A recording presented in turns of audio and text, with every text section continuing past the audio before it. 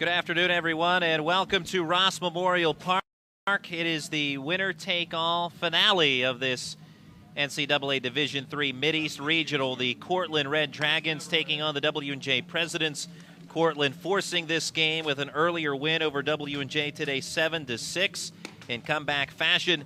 And so here we are in Game 15 of the Regional, and the winner of this one will go to the College World Series. I'm Randy Gore along with Jeff Ziddick for today's broadcast. Immediately Riley Groves already taking his warm-up pitches. Today's starter for the W&J Presidents, and Jeff has your batting order for the Red Dragons.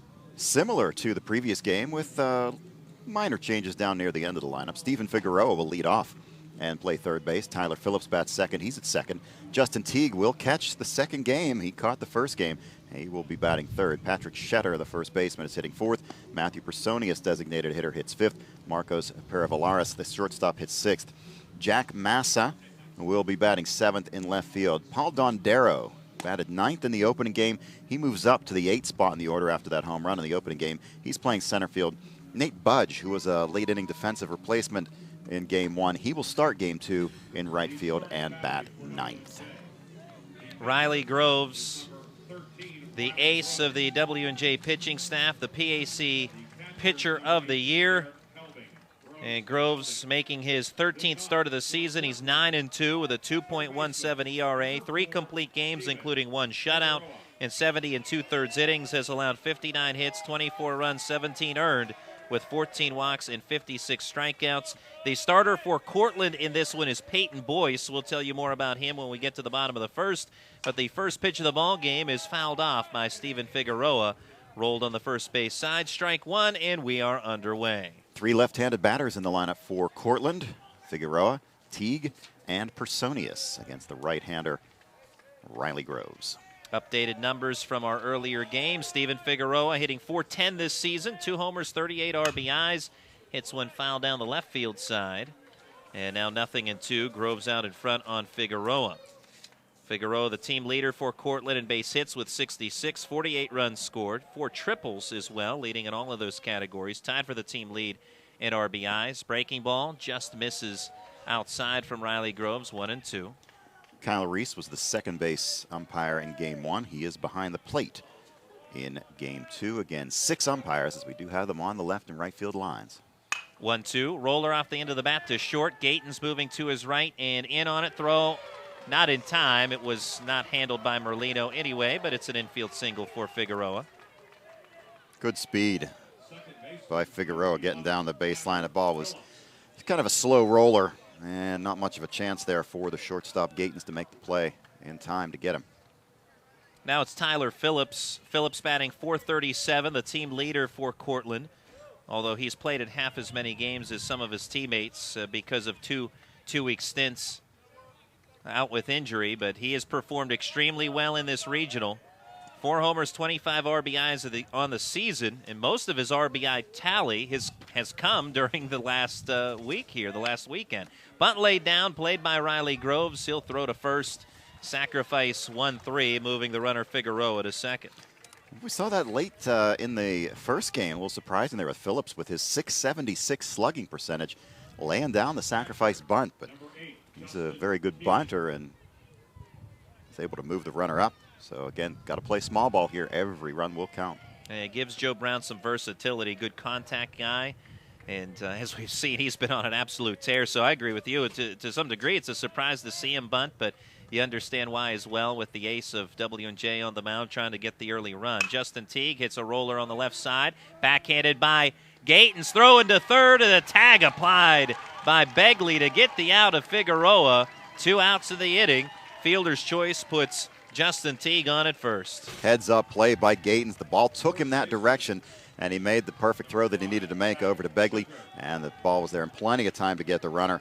Excellent defensive work by W&J to erase the lead runner. That's a senior leader play right there by Gatons. Terrifically done to get the out at third base. So with 2 down, it's Patrick Shetter, the cleanup man, hitting .380 on the year.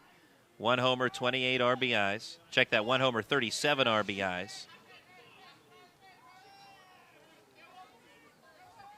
A senior-laden group for W&J. Fastball fouled straight back, strike one. Same can be said for Cortland. They are an experienced team. 6 seniors in the starting lineup, not including Groves, so 7 if you include Groves in there for W&J. And 2 seniors in the starting lineup for Cortland, but a lot of juniors. 0-1, foul ball, top of the netting. That's one of the things that has Joe Brown excited about not only this season, but the future for Cortland baseball. Because of all those juniors, they're going to be seniors next year. So what should be, again, next season, a stacked team. And not only that, but he's excited about the recruits he has coming in. So look for Cortland to be a major factor again next season. But right now, it's the 2017 Mideast Regional Championship on the line. Pickoff throw to check the runner, Teague.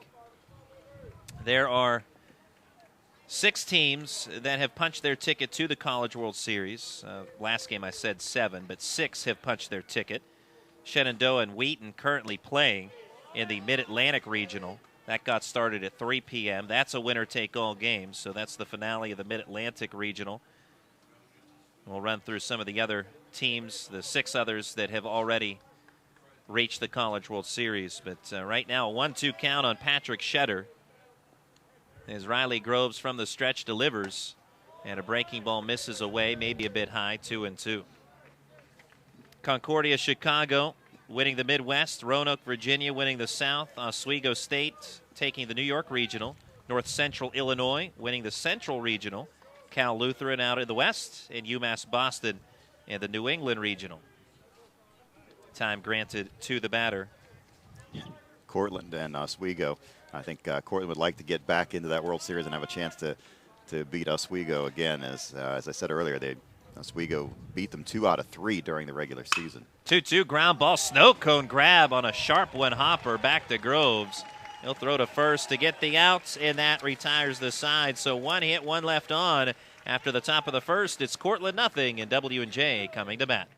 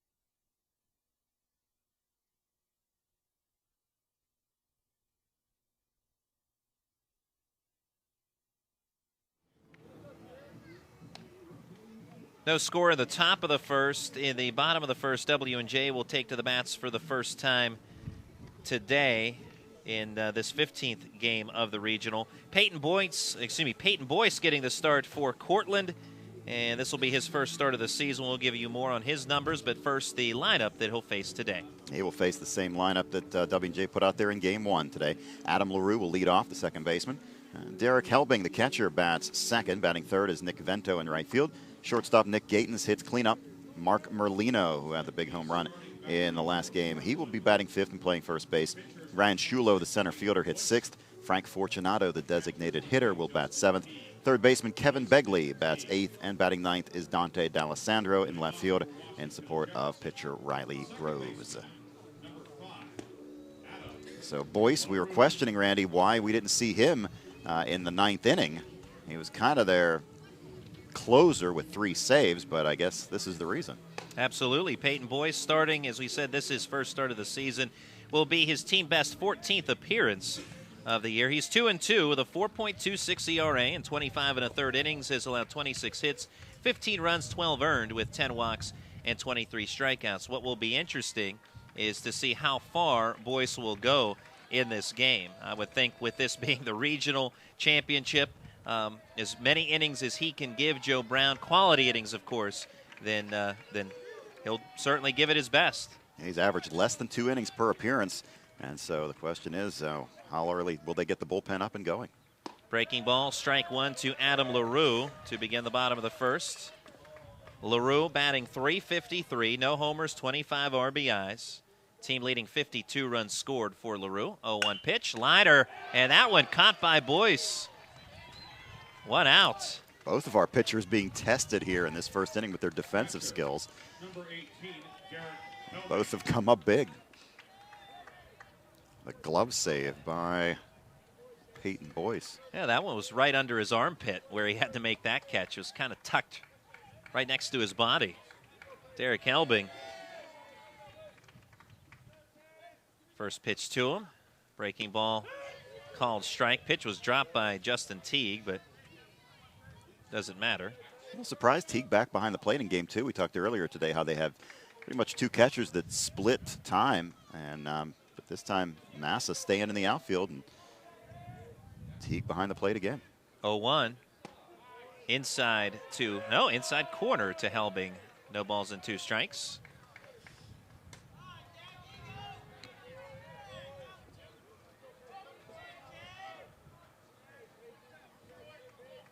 Nothing in the bottom of the first. Boyce with the 0-2. Fastball called strike 3.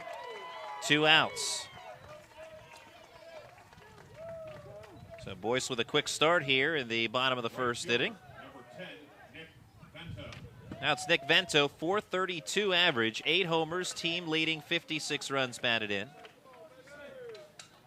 Notching his 12th stolen base of the year during our earlier game. Cortland rallying back to beat W&J 7-6. They were trailing 6-4 in the 8th, but scored 3 unearned runs in that inning. Foul ball by Vento. Had a short conversation with Joe Brown prior to this game, and he said the word resilience, it defines the team in his dugout. 0-1 pitch. Fastball at the knees for strike 2. W&J has overcome its share of adversity during the course of the season. And in the PAC tournament, they fell in day 2 to the tournament to the Grove City Wolverines. As a foul ball out of play, but then came back later on that second day to defeat Thomas More and then win 2 straight against Grove City on the 3rd day of the President's Athletic Conference tournament. So W&J knows the feeling of having their backs up against the wall, the Presidents. And in this double elimination tournament, it comes down to this. So 2 fouled off the catcher's mask of Teague.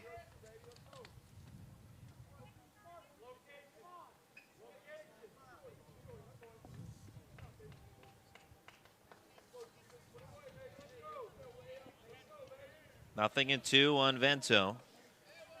2 up, 2 down so far for Peyton Boyce in this bottom of the first. Next pitch. Hit well to left center field. Dondero on the run. It's over his head and will hop over the wall for a book rule double. That springy turf outfield. We've seen that quite a few times in this series where the ball will take one hop right over the fence. In that case, with Vento's speed, that could have been a triple. Yeah, benefit to Cortland with the book rule double. Then instead of 3 bases, it's 2 for Vento. Nick Gatens, cleanup hitter, batting at a .419 clip, 6 homers, 37 runs batted in. W&J trying to strike first here in this bottom of the first. Peyton Boyce brings to the plate, curveball, swing and a miss. Strike 1 on Gatens. Joe Brown also indicating that he has a good many arms still available on his pitching staff. 0-1.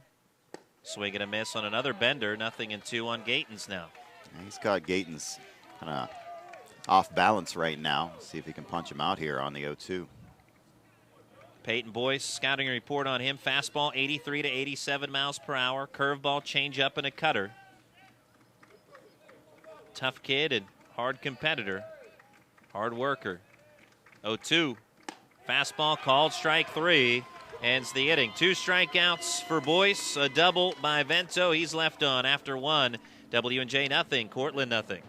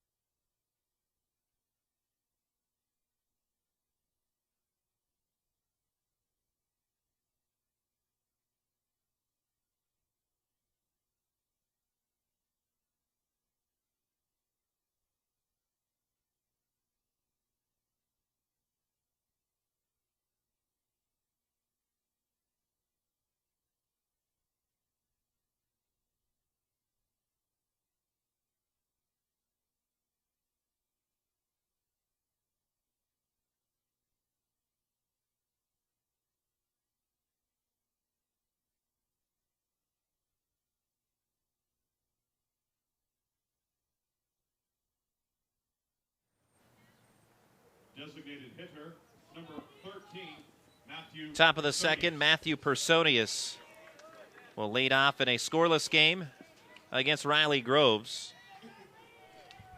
Personius went 2 for 5 in the first game today.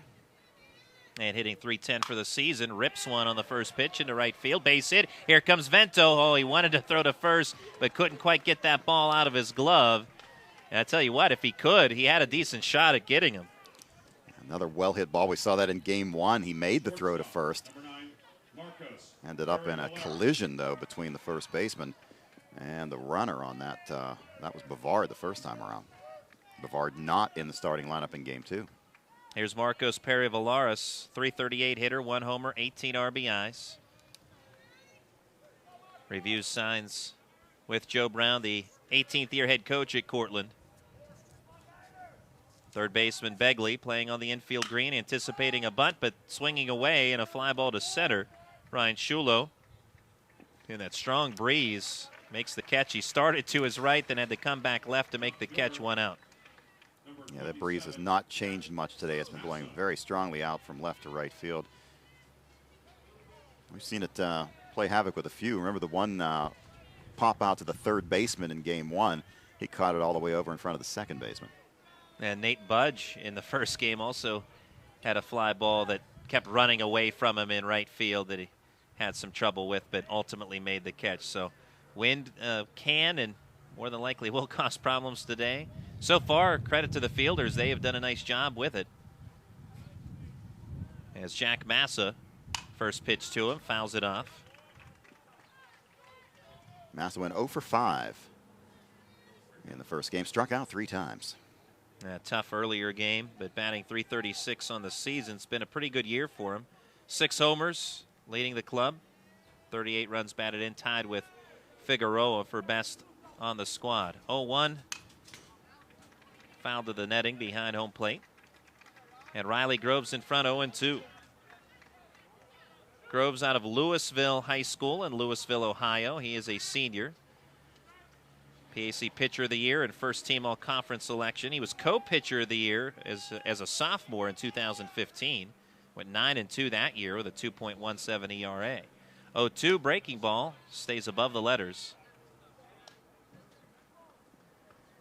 Groves right now 9-2 this year as well, so equaling that same record he had as a sophomore.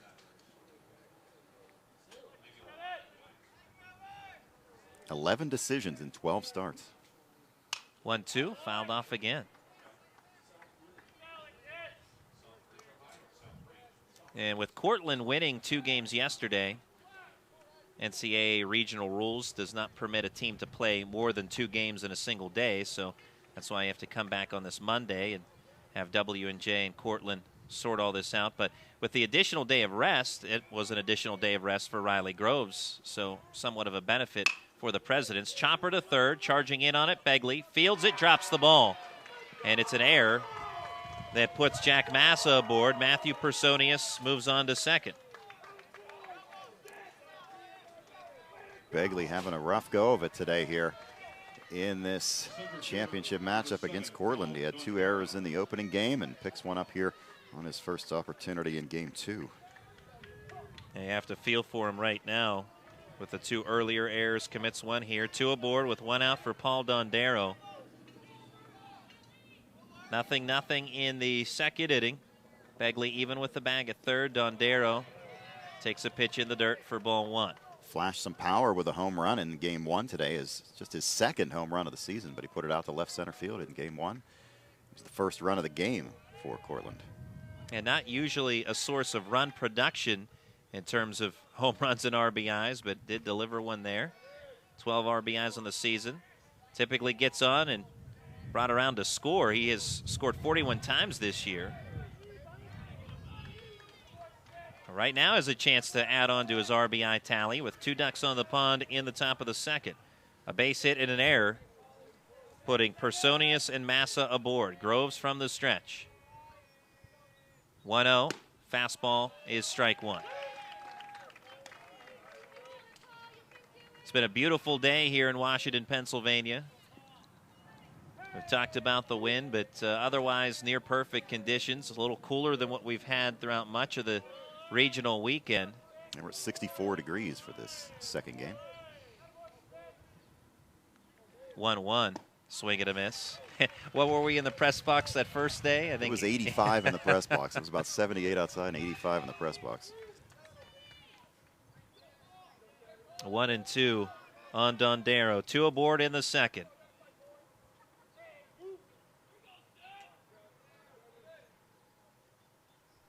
Groves delivers, comebacker, knocks it down, and a fortunate hop for him. He throws over to first to retire Dondero. Personius to third, Massa to second. Oh, very fortunate hop. He got a glove on it, knocked it down. It bounced right up. I don't know if it hit the rubber, but it came up nicely right back up to his glove waist high, and he made the throw over to first. And Riley Groves, he's had 3 assists already today.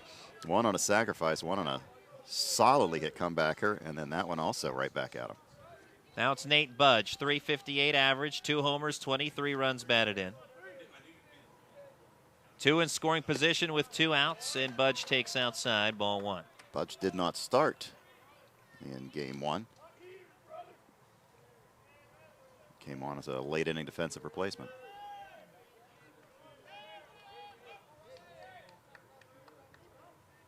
Groves ready with the signs from Helbing. Stares at the runner Dondero at third, brings to the plate. It's fouled off by Budge for strike 1.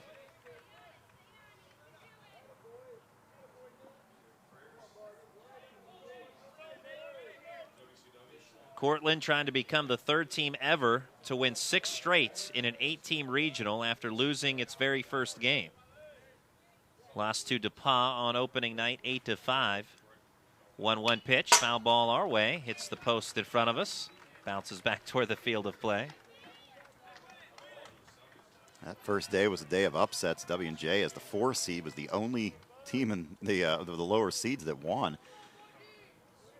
Lower numbered seeds, the higher seeds, if you want to put it that way. And W&J in that 4-5 game, beating Misericordia 12-7. 2 on, 2 outs, line drive that will get past the diving effort by Gatens. 1 in, another one will score. 2-0 on the 2-run, 2-out single by Nate Budge. Production out of the number 9 spot in the order. They got it in the first game from Dondero, and they get it here from Budge. Big 2-run single, and first lead of the day goes to the Red Dragons. Both of those runs unearned in this second inning. As we go back to the top of the order with Steven Figueroa. Budge at first after that 2-run single. Gives him RBIs 24 and 25 on the year. Swing and a miss by Figueroa for strike 1. With Begley playing close, he's up in on the grass right now. With 2 down, you think he might be laying back a little bit, but I guess respecting the speed of Figueroa, figure if anything gets hit to him and he's too far back, he won't have a chance to get him. But really opens up that Alley between short and third. 0-1. Ground ball towards second. Backhanded by LaRue on one knee. Up to his feet. Throw to first.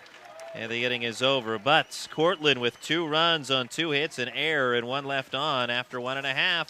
It's Cortland 2 and W&J nothing.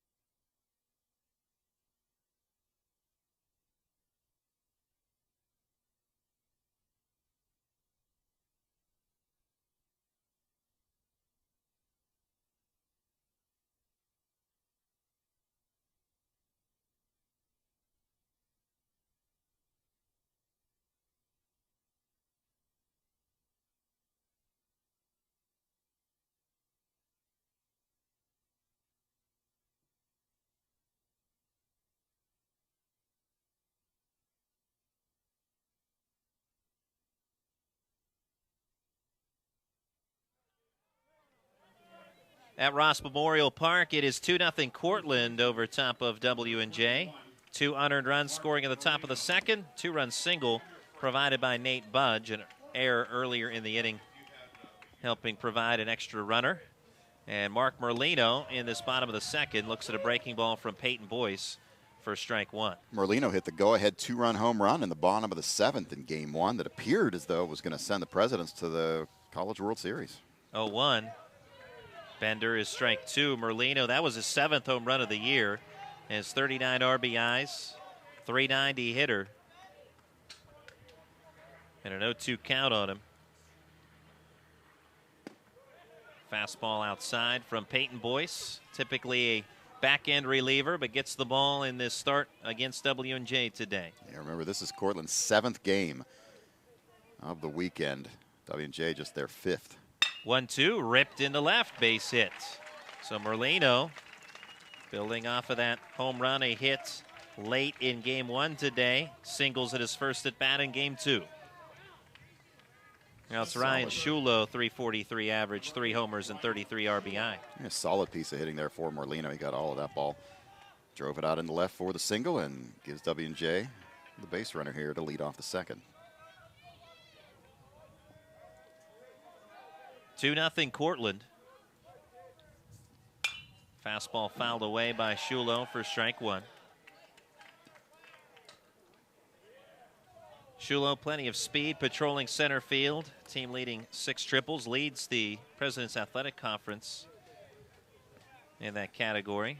Shulo has shown his speed on the base paths and in the field, but oddly enough, his numbers just 1 for 5 on stolen base attempts. 0-1, fouled off. And quickly 0-2. Boyce out in front. Boyce has not wasted much time. He's come right at guys in this start today. Strike 1, strike 2 to start off many of these batters. He's struck out a pair thus far, both of those coming in the first inning, of course. Merlino on with nobody out in the second. 0-2 pitch. Fastball low. I mentioned earlier, Cortland trying to become the 3rd team ever to win 6 straight in an 8-team regional after losing its first game. The other 2 were Kane in 2011, a regional in Lakewood, New Jersey, and also Montclair State in the 2006 regional in Boyertown, PA. 1-2, hit high into shallow right. Nick Budge has to come a long way, but Budge makes the catch, 1 out. Designated hitter, Budge got a good jump on that ball. Frank Fortunato. Looked for a moment as though it might be giving him some trouble out there, kind of getting that no man's land between second, center, and right. But Budge made up the ground to get there as the ball held up long enough. Frank Fortunato, 329 average, 8 homers, 49 runs batted in. Runner at first with 1 out. Merlino the base runner. Good lead at first. Boyce breaking ball. Misses for ball 1. Also for Cortland, they are the Red Dragons looking for their 3rd regional title when losing its first game. 1995 beat RPI twice on 2 separate days in a 4-team regional. And 1999 beat Ithaca twice on the final day in the 4-team regional that year. Pickoff throw by Boyce to check Merlino. Here's an interesting statistic. You talked about how Cortland, their conference tournament got washed out. From April 30th, when they played a game against SUNY-Canton, until this series against DePauw, they were off completely. They had 0 games from April 30th to May 18th. During that stretch where Cortland did not play, W&J played 11 games, starting with May 2nd at Mount Union and then all the way through the PAC championship against Grove City on May 13th. 2-0 from Boyce. It's low. Point being that Cortland having to play 7 games in this stretch, at least they had that little bit of a kind of a breather getting into this tournament. Yeah, they did not have to expend any arms for that tournament at least. 3-0. Taking all the way. Fortunato, it's a strike. So also gave a player like Phillips time to recuperate. As you said, he'd had some injuries this year. Yeah, absolutely. And sometimes those rainouts, there are some benefits to them. Throw over to first to check the runner, Merlino, yet again. And we talked about this in game 1 today, but Cortland is a pitching staff very attentive to base runners, especially when playing a team with great speed like W&J, and a big lead over at first for Merlino. 3-1, and that is a strike at the knees. Fortunato thought it might have been ball 4.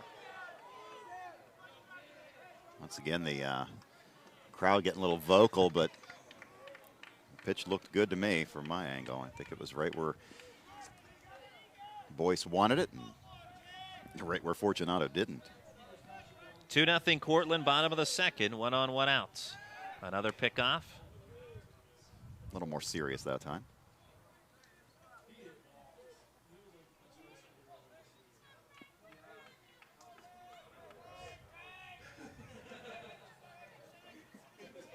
From the stretch, Boyce deals, runner on the move, swing and a miss by Fortunato. It is a stolen base.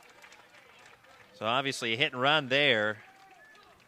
Fortunato did not make contact. Would have been ball 4 had he not swung, but Merlino is safe at second with the stolen base. Well, they get the runner in scoring position now for Begley. Begley went 2 for 3 in game 1 today. Hitting at a .418 clip, no homers, 13 RBIs. Fastball outside to Begley for ball 1. And in game 1 for W&J and for Begley in particular, wash away game 1, forget about it, move on to this one because, well, this is the winner take all. You can come up with a victory here.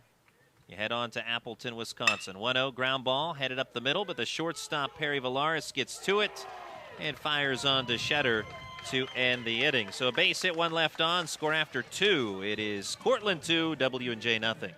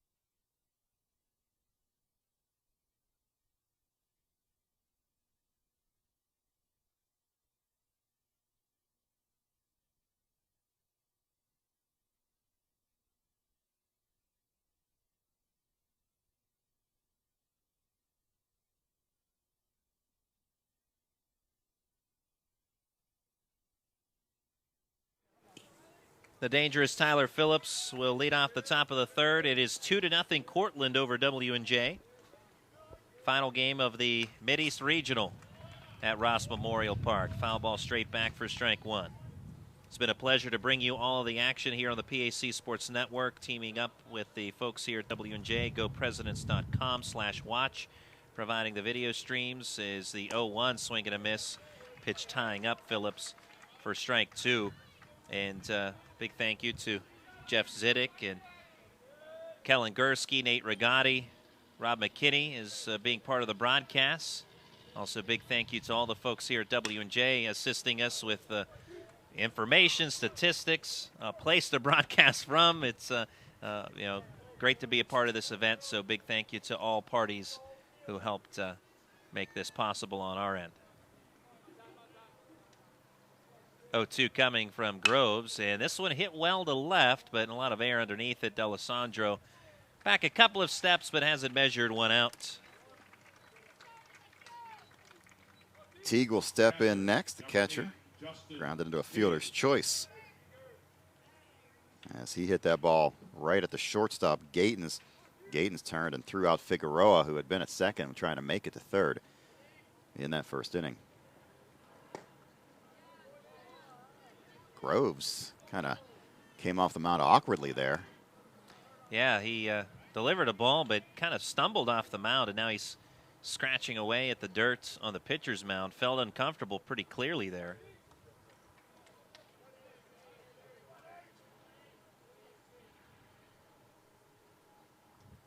1-0, foul ball down the left field side, and is out of play.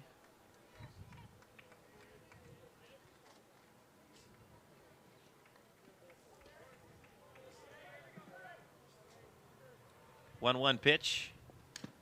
Tapper foul around home plate. 1 ball and 2 strikes on Justin Teague. That caught a piece of Helbing, so home plate umpire Kyle Reese will walk it out to the mound to give Helbing a moment to recuperate, but he doesn't seem to need it. He's back down in his position, ready to take the next pitch. Cortland with a 2-0 lead, forcing this winner-take-all game with a 7-6 win a short time ago. 6 of the 8 teams for the College World Series have been decided. Shenandoah and Wheaton battling in the Mid-Atlantic right now. 1-2. Again, tap foul here by Justin Teague. And of the 8 teams that made it to last year's NCAA Division III World Series, only 1 remains standing, and that's the team in bright red in front of us here at Cortland. 1-2, foul ball out of play. I think that's kind of unusual, though, that you wouldn't get that. You know, right now you're looking at a possibility of no repeat teams out of 8. Yeah, it really is amazing when you think about that. 1-2, pitch in the dirt, check swing, and on the appeal, he goes around. Justin Teague strikes out, and that's the first strikeout for Riley Groves today. Helbing did the smart thing. He didn't wait for the appeal. He ran right up and made the tag on the batter, Teague. I think we had a situation earlier this week where there was kind of a late decision on whether a ball was a strike or not, and the batter was able to take first. Nobody was really covering the bag down there, so this time Helbing wisely making that tag early. Patrick Shetter 0 for 1 so far today. Hit a comebacker to Groves in the first inning. Swings and misses here. 1 ball, 1 strike. 2-0 Cortland. 2-run single by Nate Budge in the second. The difference in the game. 1-1. This one through the left side of the infield. Base hit for Shetter. So Shetter aboard with 2 down for Personius. Personius singled and scored in the second. Matthew Personius singled and scored, and trying to move the runner here, Shetter, after his productive at-bat in the second. First baseman Merlino holding the runner. Red Dragons with a good running game as well. Foul ball out of play. So noted earlier, but just to recap the teams Six of the eight decided for the College World Series: Concordia, Chicago; Roanoke, Virginia; Oswego State; North Central Illinois; Cal Lutheran; and UMass Boston. And aside from the game that you're watching right now, Shenandoah and Wheaton facing off in the Mid-Atlantic Regional. Oswego in the same conference as Cortland. Sure they'd like to face their conference. Oh, back pick over at first. Pitch is a strike. Well off the base was the runner, Shedder, but the problem was the throw was well off the base as well. Good throw would have had him there. So, as I was saying, though, that I'm sure they'd like to get back and get a chance at their conference rival, SUNY Oswego, as Oswego took 2 out of 3 earlier this season from Cortland. They are already among the final 8. 0-2. Chopper over the mound. LaRue will play it, steps on the bag for the force out of Shedder to end the inning. So score after 2.5, it is Cortland 2, W&J nothing.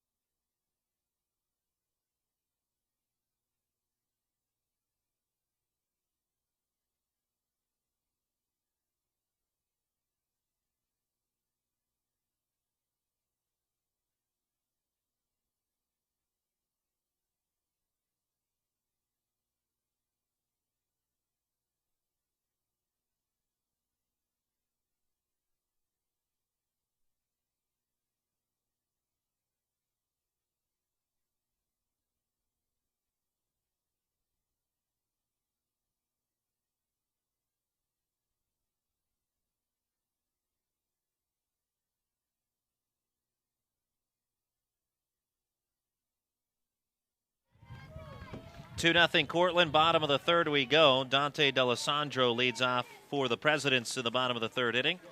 Also due up Adam LaRue and Derek Helbing. Starter Peyton Boyce deals a pitch for strike 1. If you missed the earlier portion of the broadcast, Boyce getting the starts, his first start of the season. Typically a back-end bullpen guy. And a roller to short. Moving in and to his right, Perry Villaris, well played, throws out the speedy D'Alessandro, 1 out. Now we'll move to the top of the order. W&J now get their second look. And this is something that teams that face Boyce don't usually get the opportunity. They don't get him a second time through the order, as he has averaged less than 2 innings per start. So this is an unusual situation for Boyce, seeing batters for a second time.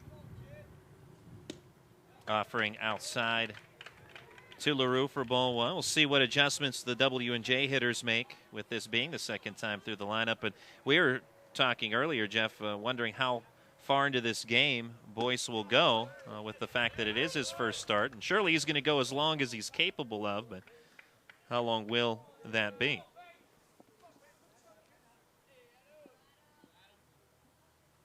One. Curveball drops in the zone to LaRue for strike 2, 1-2. 1 out, base is empty in the bottom of the third. Would have to figure that if you can get 5 good innings out of Boyce, probably have to feel pretty good about that if you're Cortland. Check swing. On the appeal, no swing, says Aaron Woodbury. Yeah, I personally will be surprised if he makes it through 5, even if he's got the shutout going at that point. I'm just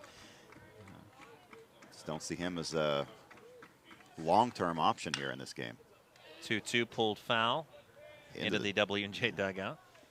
Somebody put a hand up and it went off that person's hand and hit somebody else. They grabbed it the second time around, though. Somebody's feeling the effects of that down there, but doesn't want to let their teammates know that that actually stung.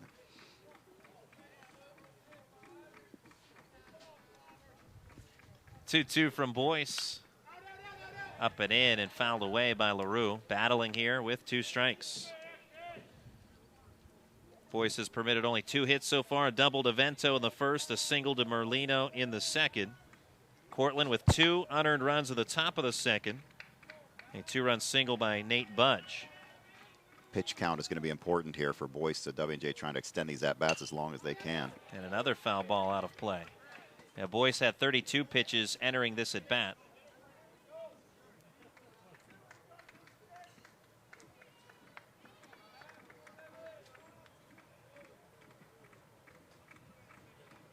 Sunny day in Washington. Wind blowing out strongly to right field. 2-2 fastball. Just misses. Full count.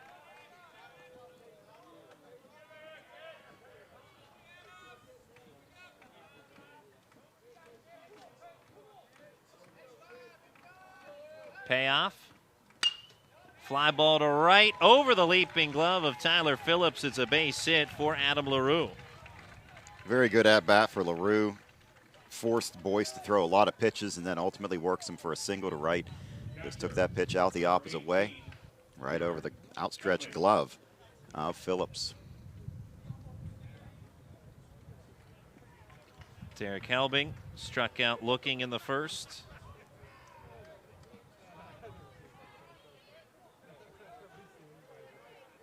Two nothing Cortland. From the stretch, Boyce delivers. Curveball is a strike to Helbing. Helbing having a tough time today at the plate. But a hit here could help the Presidents along. And we'll see if Adam LaRue, the team leader in stolen bases for W&J, gets in motion. 14-15 this season, and very efficient at that. Helbing was 1 for 5 in the opening game, but struck out twice, and as you said, opened this game with a strikeout looking. So 3 times today they've caught him.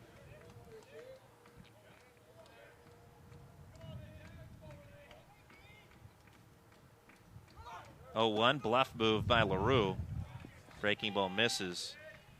We talked about this during an earlier game, but the presence of LaRue on the bases, because of his speed and the way he anticipates pitches and sometimes will do that bluff move like we just saw, gathers a lot of attention of pitchers, sometimes distracting, leaves up something good to hit for Helbing. Now taking off is LaRue, and he steals second.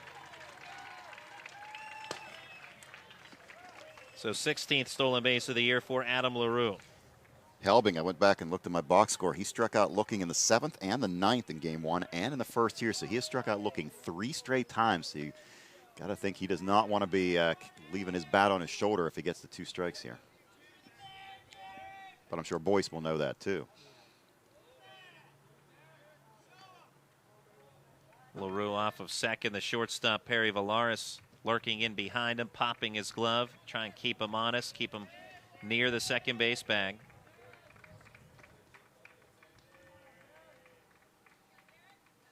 He takes off again. 2-1 pitch is a called strike. Throw into third was high as catcher Justin Teague couldn't get out of his catcher's mitt.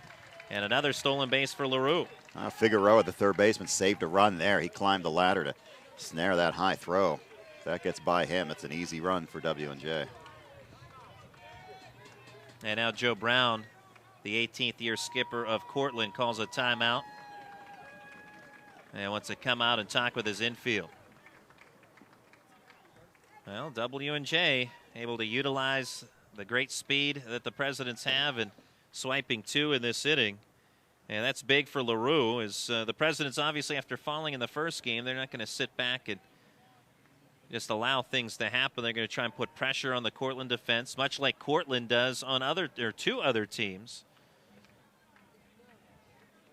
And with the dangerous part of the order here for W&J, runner at third at minimum, you're looking for sacrifice fly here to drive in the first run for the Presidents. Now, this is a twofold visit for Joe Brown as he wants to settle down his pitcher, but he's also giving some time. Anthony Visconti, number 33, has gotten up to throw in the bullpen. So Visconti, with a 1.26 ERA this season, Visconti is now up and loosening in the Cortland bullpen. And Visconti has made 3 starts this year.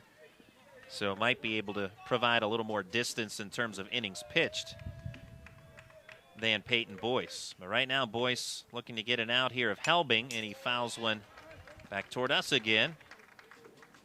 Count stays the same.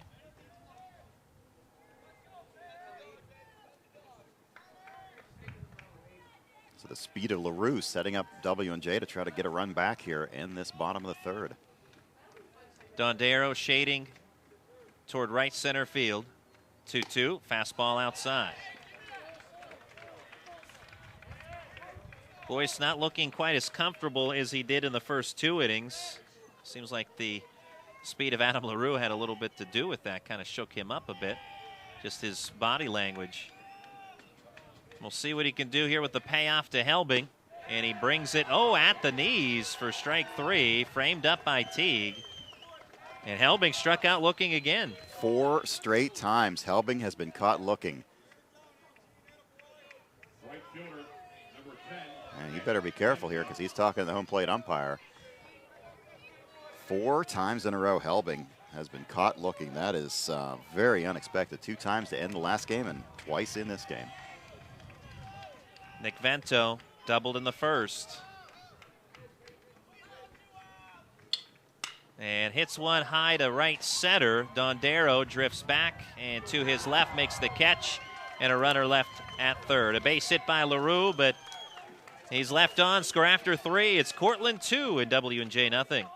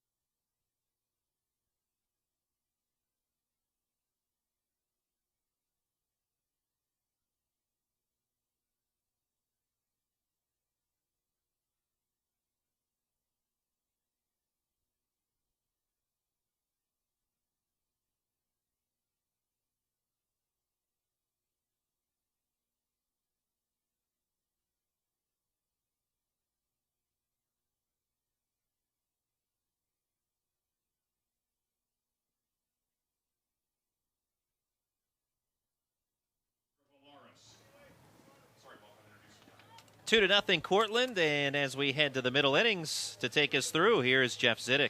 Thank you, Randy. Marcos Peravalaris will lead things off. He flew out in the second. He's 0 for 1 in this game after having a couple of hits in the opener today. First pitch, ground ball to short. On to first. Gatens to Merlino, 1 away. I think every time that I've taken over in the 4th inning, it's been a first pitch swing.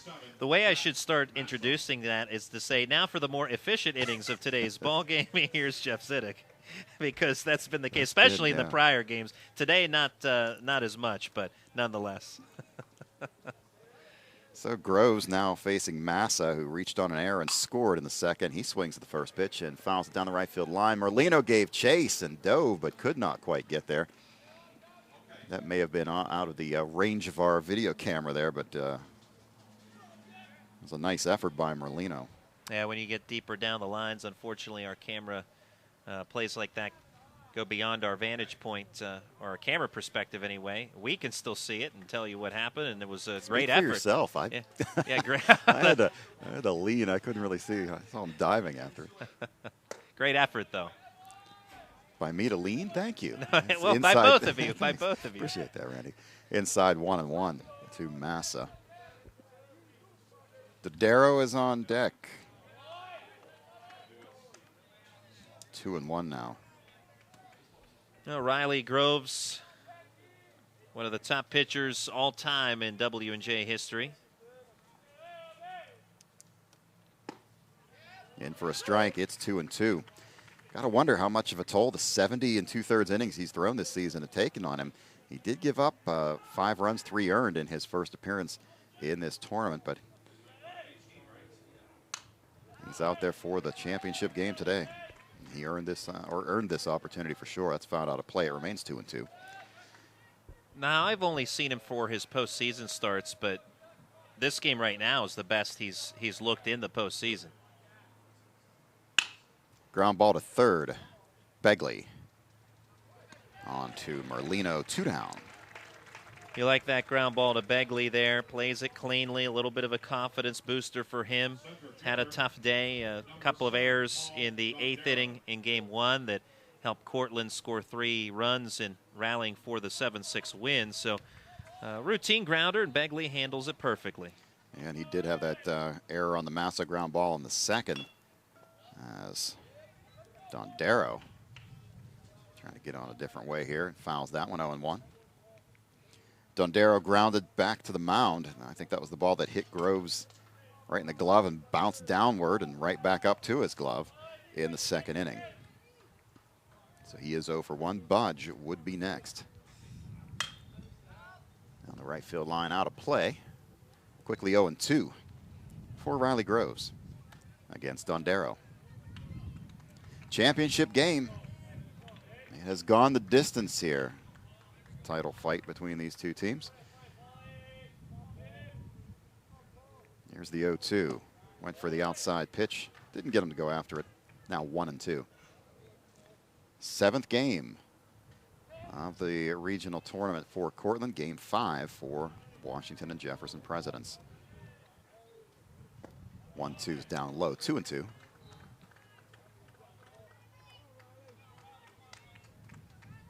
And Dondero's had some fine play defensively throughout the course of this regional. Started at shortstop the very first night. Had some outstanding plays there and has been quite solid out in center. 2-2, went for the outside corner again, but a little low. And the count goes full to the center fielder, Dondero. Nobody on, 2 down, payoff pitch on the way from Groves. And it's ball 4. 2-out walk keeps the inning going for Cortland. And now it's Nate Budge, who provided a big hit in the second. Right fielder, number 3. Path for Cortland in this tournament, despite losing to DePauw on opening night 8-5, defeated LaRoche 10-2, Earlham College 5-0, DePauw 9-0, Keystone 22-4, and then W&J earlier on today 7-6. Swing and a miss by Budge. Budge had the 2-run single in the second inning. That has accounted for all the scoring in this ball game as Cortland leading it 2-0 here in the top half, inning number 4. Dondero at first after the 2-out walk has a decent lead. And they'll force a throw over from Groves. He dives back in.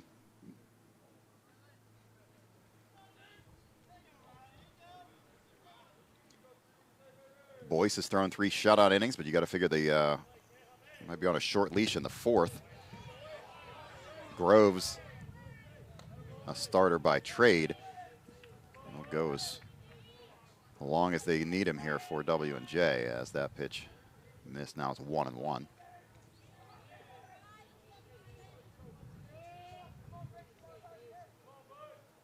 Groves checks the runner at first. Now delivers. Fouled back over the press box here at Ross Memorial Park. It's 1-2.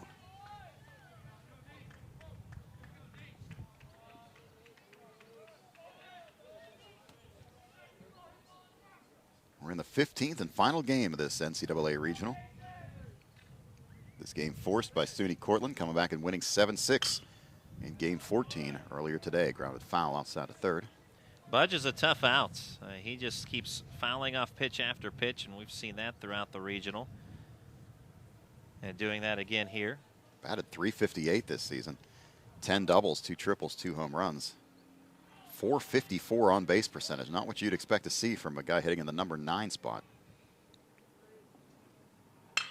Drives this one deep to left field. That ball is well hit. D'Alessandro going back. It's off the base of the wall. Dondero will round third. That ball kicked all the way back toward the infield. And an easy score there for Dondero. Budge stopped at second as he got just about all of that ball. Almost put it out, but Budge, he has come up as the RBI machine in this game. It's 3-0, and he has driven in all three. Talk about things you don't typically see out of the 9 spot. That ball hammered, and just a matter of feet from getting out of here. And that ball, the way it hit off the wall, off the fence, D'Alessandro was close up against it trying to make the catch, and then it caromed away and all the way out to shallow left field, which left little doubt that Dondero was going to come around to score. I was a little surprised that Budge didn't try to take third on that because that ball was rolling a long time with D'Alessandro giving chase back the opposite direction. So Figueroa to the plate for the third time in 4 innings. He drives one down the right field. Right fielder Vento comes on and makes the catch on the line drive. He had him played perfectly on a ball that was well hit. 1 run on 1 hit, the big double by Budge. And so as we go to the bottom of the 4th, it's the Red Dragons 3 and the Presidents nothing.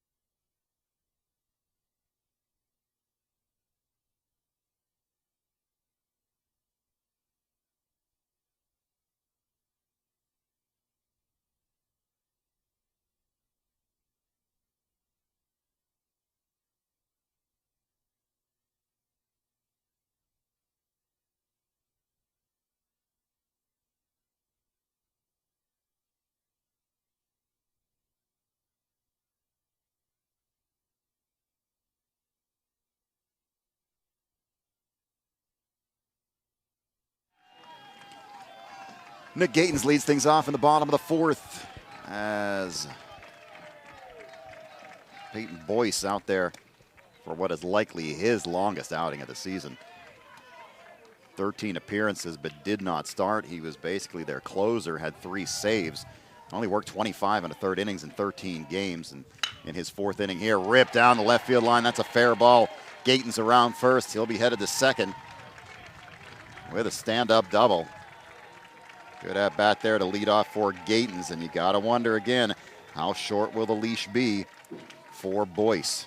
Oh, and LaRue was at third in the 3rd inning with 1 out. There was a man throwing. It looks like they're going to get some action up again. So a right-hander is up now in the Cortland pen immediately.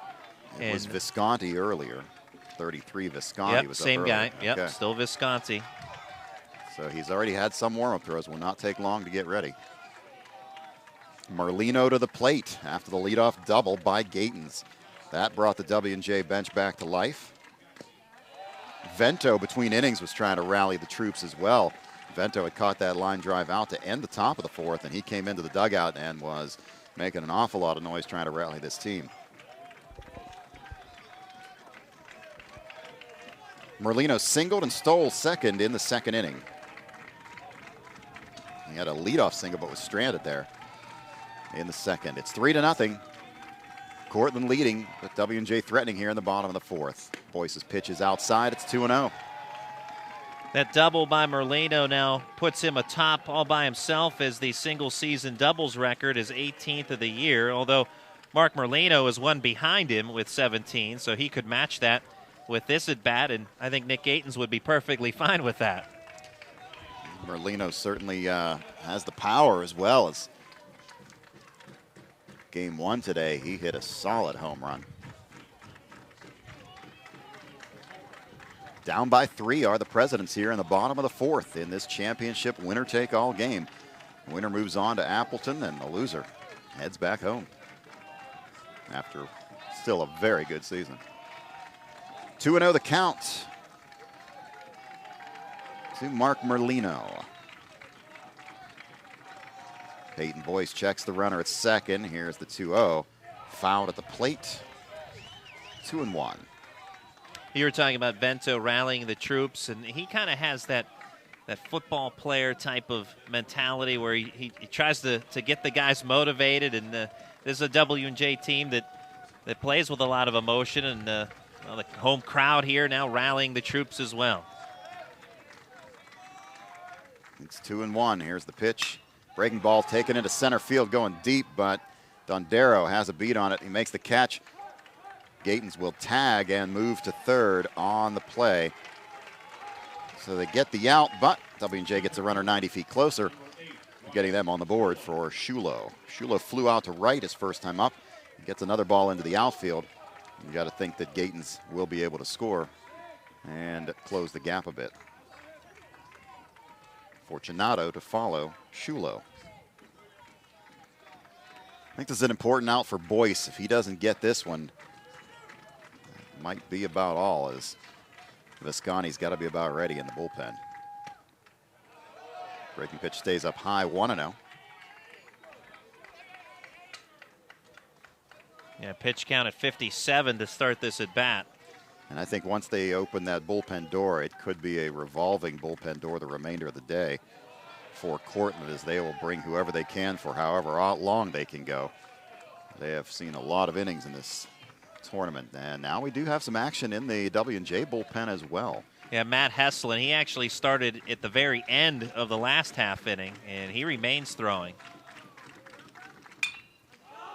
In the air, foul territory, first baseman Shedder backing up, making the catch. Gatens will have to hold, and so a big out there as they get Shulo to foul out, and now it's going to be up to Fortunato, who struck out swinging in the second, one of 4 strikeouts so far for Peyton Boyce.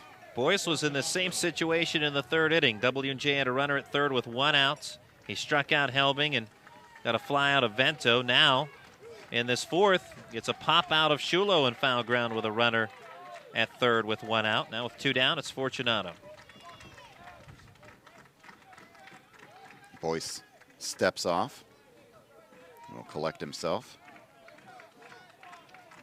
A lot of pressure in these types of situations for sure. Here's the first pitch. And starts everybody pretty much with that breaking ball, and he does it there, and that one drops right in for a strike. Good movement on that one. 0-1. He's been pretty consistent with that and effective with it. Here's the 0-1. Swing and a miss. Brought it inside. Fastball, and it's 0-2. High and tight. Waved at by Fortunato.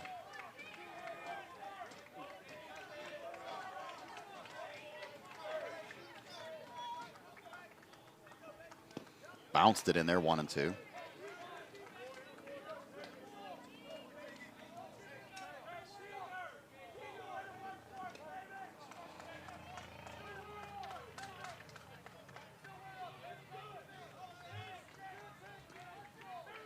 Momentum shifts, and now it's the Cortland dugout making more noise. Here's a 1-2. Set up on the outside corner, got it right where he wanted it, but didn't get the call. It's 2-2. That time some of the Cortland infielders thought that it was strike 3. Well, they saw their catcher not move, but their catcher had set up out toward the batter's box a little bit. 2-2 with 2 down. Deuces wild on the board, and Fortunato awaits the 2-2 delivery. Swing and a miss. Big pitch by Peyton Boyce. He gets him swinging. The leadoff double gets wasted by W&J. No runs on 1 hit. Runner stranded at third. We've played 4. It's Cortland 3, Washington and Jefferson nothing.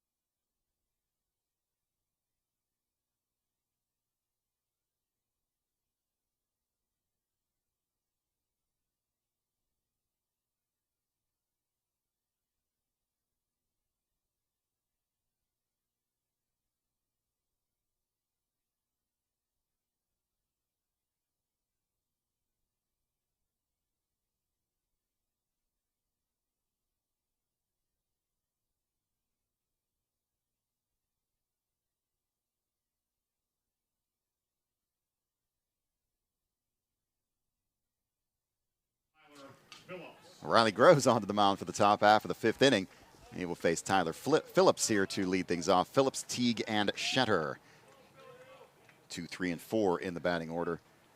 But it's been the number 9 hitter, Nate Budge, who's been the star so far with 3 runs batted in, a single and a double, and that's accounted for your 3-0 lead for the Red Dragons. First pitch from Groves for the inning is a ball, 1-0.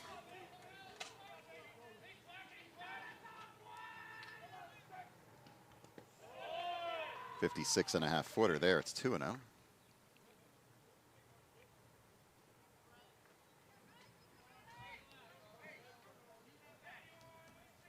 Saw the hat moving there on the bullpen, so the pitcher warming up, Matt Heslin, is ready if needed.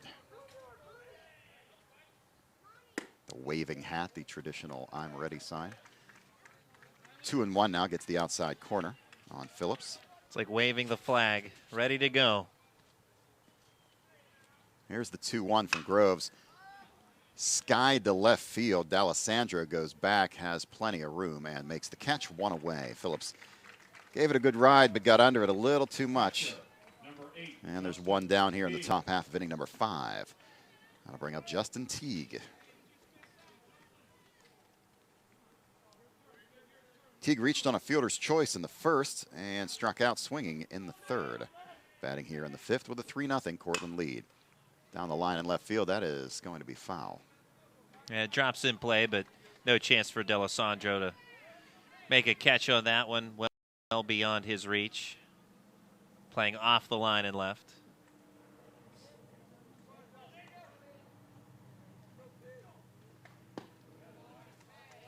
And that's in for a strike, and so Groves out in front of Teague, 0-2. Groves at 67 pitches to start this at bat, and he's been pretty efficient. 2 unearned runs in the second. Helbing sets up outside, pitches right where he wanted it, but can't get Teague to go after it. It's 1-2. And then Cortland scoring that run in the fourth after 2 outs. Grounded foul outside of first base. Count remains 1-2.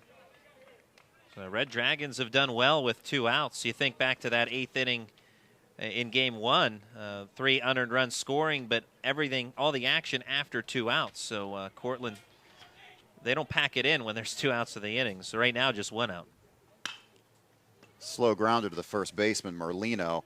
He'll flip to Groves covering for the out. 3-1 score it, and they're 2 down. And likewise on the other side of the coin, when they give up a leadoff hit, they don't give up on the defensive side either. Absolutely. We saw that half inning ago with the leadoff double by Merlino. He was, or excuse me, Gatens rather. He was left stranded at third. In the 3rd inning, Adam LaRue singled, stole second, stole third with 1 out. He was left stranded. Remember, Cortland came into this regional as the number 2 seed, lost their opening game to the 7 seed, but has then stormed back with nothing but W's to make it into this championship game. 0-1 to Patrick Shetter, the first baseman. Swings through that one, 0-2. You know, we were talking earlier about the teams Cortland, the only team left out of the 8 that made the College World Series last year. This regional loaded. You had La Roche and Keystone, who also made the College World Series in this regional along with Cortland. And 3 pitches and a strikeout. Quick one on the foul tip there, and that's going to take care of Cortland in the 5th. 3 up, 3 down. We'll go to the bottom half, inning number 5. The Presidents of W&J trailing the Red Dragons of Cortland 3-0.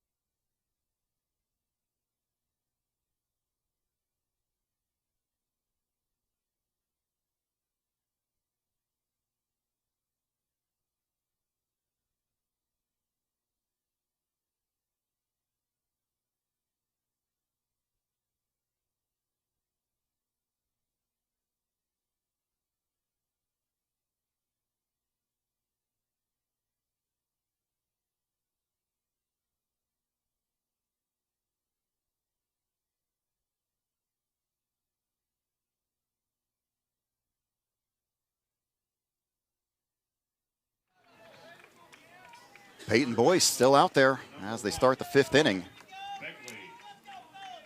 Boyce has yielded 4 hits, but no runs through the first 4. He's got to face the 8, 9, and 1 hitters, Begley, D'Alessandro, and LaRue. So it's Kevin Begley leading off. First pitch bounces. It's 1-0. Boyce with that big strike out of Fortunato to end the threat in the 4th.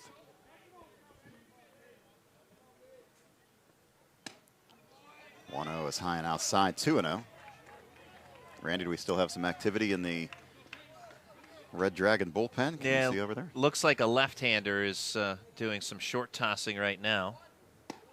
Inside, it's quickly 3-0. W&J has gotten the leadoff hitter on twice in the last 3 innings, and they're trying to do it again here now. 3-0 on Begley, and takes a strike on the outside part of the plate. 3-1. Actually, looking back in the 2nd inning, too, Mark Merlino led off with a single. So 3 straight innings, W&J's had the leadoff man on, but no runs to show for it. And he draws the walk. So 4th straight inning. Well, if you're Boyce, you start to play with fire in that regard. Hard to do that 3 times in a row. Now a leadoff walk for a 4th consecutive inning and allowing the leadoff man, and things getting a little more serious in the Cortland bullpen as a result of that walk. And now it looks like a right-hander is up. And it is Visconti again. Now D'Alessandro now to the plate. He grounded out to short in the 3rd inning. And a ball there, and that's going to bring a mound trip here from the catcher Teague. Again, now here comes the pitching coach out, so this will be an attempt to slow things down. Teague doesn't realize his pitching coach is out there. He's going to turn around and go back when he sees it. No, he's not. He still doesn't know he's out there. So this will slow things down. Yeah, he's wait a minute. Well, surely you could see that on the video stream. Teague was heading back, did not realize the pitching coach was out. He was all the way to home plate before he's like, oh, wait a minute. So he put his hand on the pitching coach's shoulder and said, hey, next time tell me. Hey, I wasn't trying to ignore you. I just didn't know you were here. So that'll give the relievers in the bullpen a little more time. But after that walk, the first one of the game by Boyce, now they're going to be keeping a close eye on him. Again, this is far and away his longest outing in a while.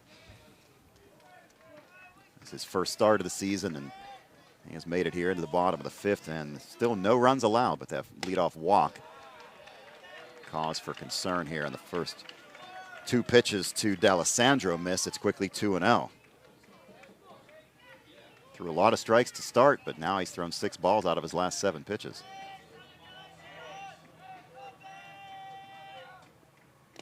And another one is Boyce showing signs of fatigue here. It's 3-0.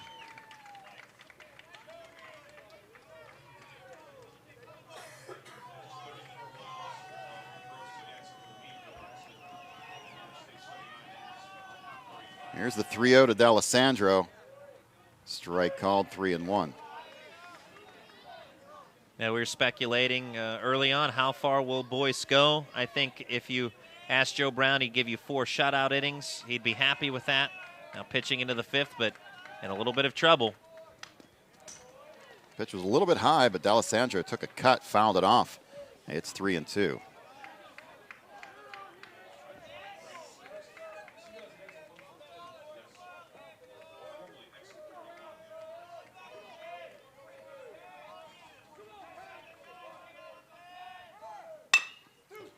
Chopper to short. Peravalaris had some trouble with it. And so now W&J, instead of a potential double play ball, W&J may get the benefit here of the error. And now they've got 2 runners on with nobody out. An unexpected mistake there by Peravalaris. Door left open, and Cortland has been very good defensively in the regional. But what could be a costly error committed by Peravalaris. And you can't assume a double play, but you can assume 1 out there. And I'll tell you what, off the bat, that was a double play ball. Not much doubt about it, but it's booted and misplayed by Peravalaris. Now, they were definitely thinking, too, and perhaps that's what may have caused some trouble for the shortstop, as he was already Kind of concerned about how quickly you could get that ball over to the second baseman to turn two, but you got to get one before you can get two, and they end up with neither. First error of the game for Cortland. It's 0-1 now on LaRue, top of the order. Down the right field line, right fielder Budge will make the catch on the fly and get the throw in. Good throw over to third, too, so no chance for anybody to advance. LaRue hit the ball into a spot that a lot of times you'll get a single out of that, but looked like Budge was shading him toward the line a bit. Yeah, he was shading LaRue to hit opposite way, and not only that, but it makes a fine catch, and that was a gun displayed there by Budge. A great throw to keep runners at first and second. Begley tagged, but nothing he could do to advance. Well, it's Helbing now. And we've talked about his troubles at the plate today. Only struck out 16 times in 153 at-bats during the regular part of the season, but Helbing has struck out looking 4 times in a row today. Twice in game 1 and 2 times in a row here in game 2, and it's 1-1. Oh, we talk about having a short memory in baseball and adjusting. Helbing can do that right here. One big swing, and it's a tie game. Keep that in mind. So he is their home run leader.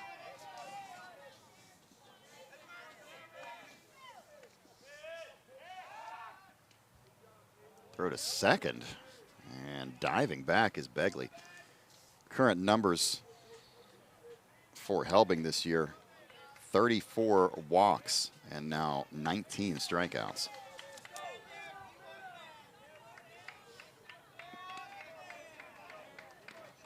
Here's the 1-1. Down low, 2-1.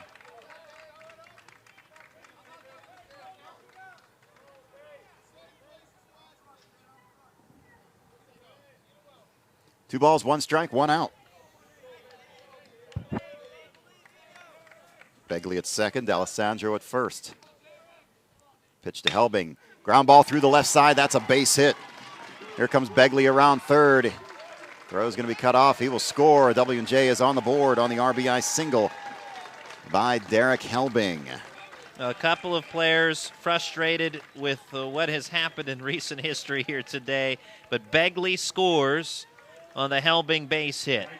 So from the W&J perspective, you have to feel good about those two guys, what they have just done in producing a run, and out comes Joe Brown. So that'll be it for Peyton Boyce. And again, if you ask Joe Brown, Boyce gives you 4 shutout innings to start the day. He probably would be pretty satisfied with that, especially that he leaves with a 3-1 lead. Now it's up to one of the bullpen mates to try and help shut the door in this 5th inning. And, well, he had been throwing for a while, and he's going to enter the game now, Anthony Visconti. Well, we've got a pitching change here at Ross Memorial Park. We'll be right back. You're watching the PAC Sports Network.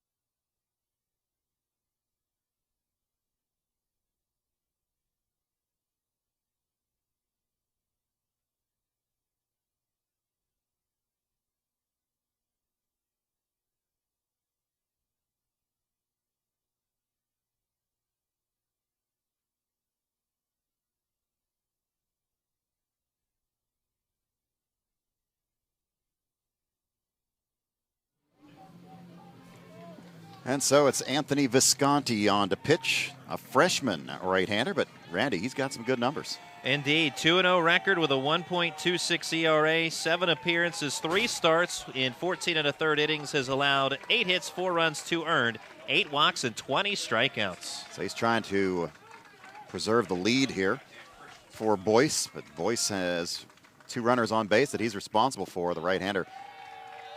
First pitch is a little bit short of the plate, 1-0.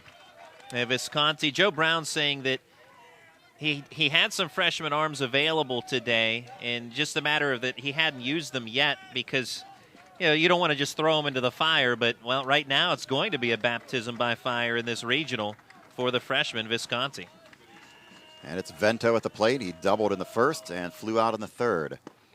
Breaking pitch, in for a strike, 1-1. So the freshman not only getting thrown into the fire here with a couple runners on, but he's got the meat of the order for the Presidents. 3, 4, and 5 hitters. Vento, Gatens, and Merlino are the ones facing him if he gets into any trouble here. Checks the runner at second. Here's the pitch. Down low. No, he called a balk. Called the balk. Move the runners up. That's huge. Tying run in scoring position. D'Alessandro to third, Helbing to second. And Coach Joe Brown coming out to talk to the home plate umpire about that call. Yeah, Bach moves 2 into scoring position now. And, well, one swing could tie it with just a base hit here by Vento. We were talking earlier in the inning that one big swing when it was Helbing at the plate could tie it. Helbing did deliver an RBI single. And after the Bach, 2 in scoring position. So second and third with a 1-1 count to Nick Vento. Here's the 1-1. Another breaking ball in for a strike, 1-2. Giving him a steady diet of curveballs here. He's not really bringing any heat to him. Trying to keep Vento off balance a little bit. Visconti's 1-2 pitch. Grounded through the left side. 1 run is in. Helbing will stop at third. It's a 3-2 ball game on the RBI. Single by Vento. W&J back at it big time now. Helbing stopped at third. Didn't really get a great jump off the base hit. And no point in chancing it with still only 1 out of the inning. Give your guy Nick Gatens, your cleanup hitter, a shot. So it'll be Gatens to the plate to face the freshman Visconti. Championship game action here from Ross Memorial Park. W&J threatening to tie this one up. It was 3-0 going into this bottom of the 5th in favor of the Cortland Red Dragons, but the Presidents have stormed back here. Tying run at third with just 1 down. Visconti's pitch to Gatens. Low and outside, 1-0, and that has brought the crowd and the W&J bench back into this game. Tell you what, is this fun or what, though? Championship game, 1-run ball game. However it ends up, and whoever ends up being the victor, it's just great to see good baseball, tight baseball games. We had a 1-run finish earlier on and another 1-run game now. Game 15 of the series. It's gone the maximum. That's in the air. That could be enough to tie this game. Dondero into right center for the out, but here comes the tying run as Helbing crosses the plate on the sacrifice fly by Gatens. We are tied at 3. Doing your job at the plate, knowing the situation, finds a pitch and drives it well to right center, taking Dondero away from the play, essentially, and making the catch. So with that ball taking him away from the infield, makes it a far more difficult throw. Helbing scores easily, and it's a brand new ball game.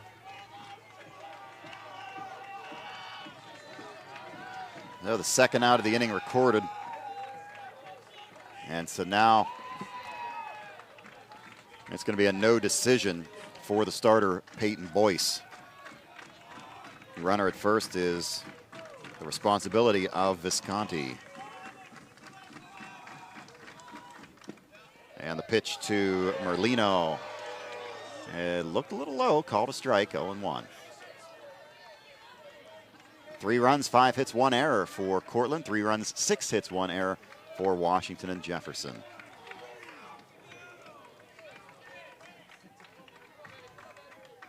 Merlino is 1 for 2. He singled in the second and flew out in the fourth. Throw to first, diving back is Vento. Book is closed on Boyce now. 4 1/3 innings, gives up 5 hits, 3 runs, 1 earned, 1 walk, 5 strikeouts.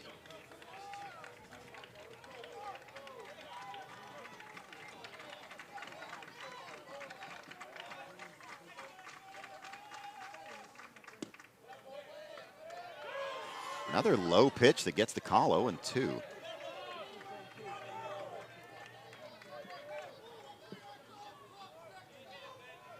So Merlino behind in the count with 2 down. And Vento at first. Visconti trying to get out of this inning, but all 3 runs have scored.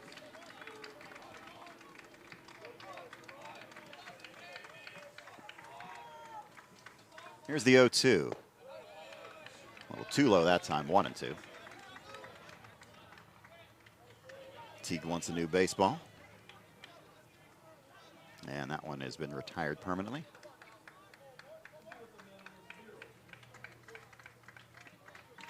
One ball, 2 strikes, 2 down. Merlino at the plate. Visconti checks the runner at first. Runner goes, here's the 1-2, bounced it in, no chance to get Vento. He will steal second. Huge jump by Vento, and even if that ball's caught cleanly by Teague, I don't think he has a prayer of throwing out Vento. That's how big of a jump he had. Big jump, and it was a breaking ball, so there was not a lot of speed on that one.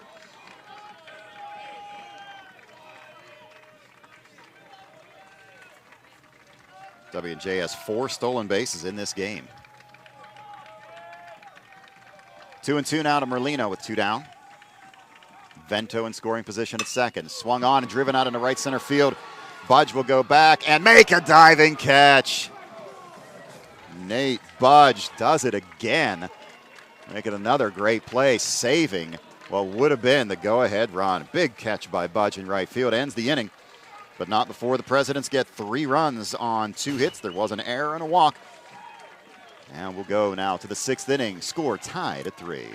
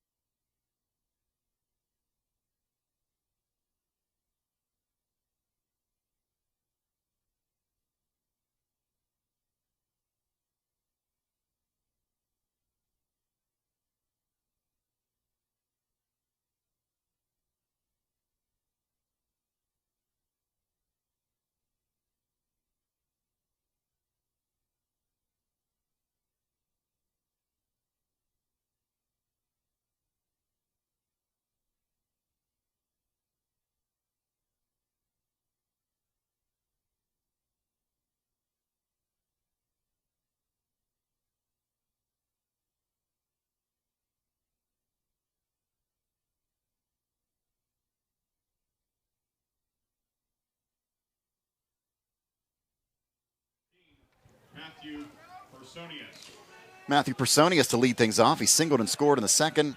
Reached on a fielder's, or grounded into a fielder's choice in to end the 3rd inning. He's batting here now in the top of the 6th in a 3-3 game. First pitch from Riley Groves is a strike. So Randy, we'll see if Groves comes out with some renewed energy here now that they've tied it up for him.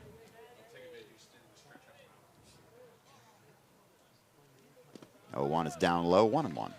Yeah, Groves had a 1-2-3 5th inning, and as you said, perhaps some renewed confidence. And not that Groves had been pitching poorly by any means. Of the 3 runs he's permitted, 2 are unearned, and has done well. He's been efficient. Strike called, 1-2. 76 pitches thrown starting this inning, so good work on the mound out of the ace from W&J Riley Groves. High and outside, 2-2. Matt Heslin continues to warm up for W&J.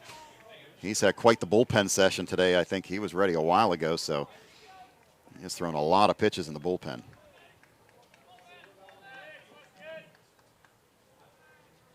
Here's the 2-2. Foul back. Yeah, Groves with that delivery, have to look a little closer. At times he seems to be wincing.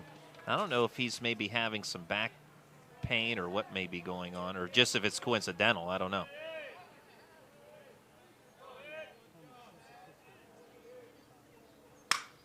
Line shot over the left, over into the left center field, over the head of Gatens. It's going to be a single. No, he's going to go for second. Here's the throw to second. Did he overslide the bag? No, he slid past it, but his legs stayed on it the entire time, or they would have had Personius. Another one of those cases where you're not used to sliding on this turf, and he overslid, but he never came off the base as he just kind of glided his body along the base. Fortunate for Personius, so he takes what looked like it should have been a routine single, but never slowed down, rounding first, and very heads-up play to get second there, so it's going to be a leadoff double to left center for Personius and bring up Paravalaris. Definitely a gamble, but a great hustling play by Personius, and now that has Cortland set up in this 6th inning. Now does Paravalaris play some small ball and go for the bunt. Grove steps off. Trying to gain the attention of the pitcher, Groves. Personius dancing off of second.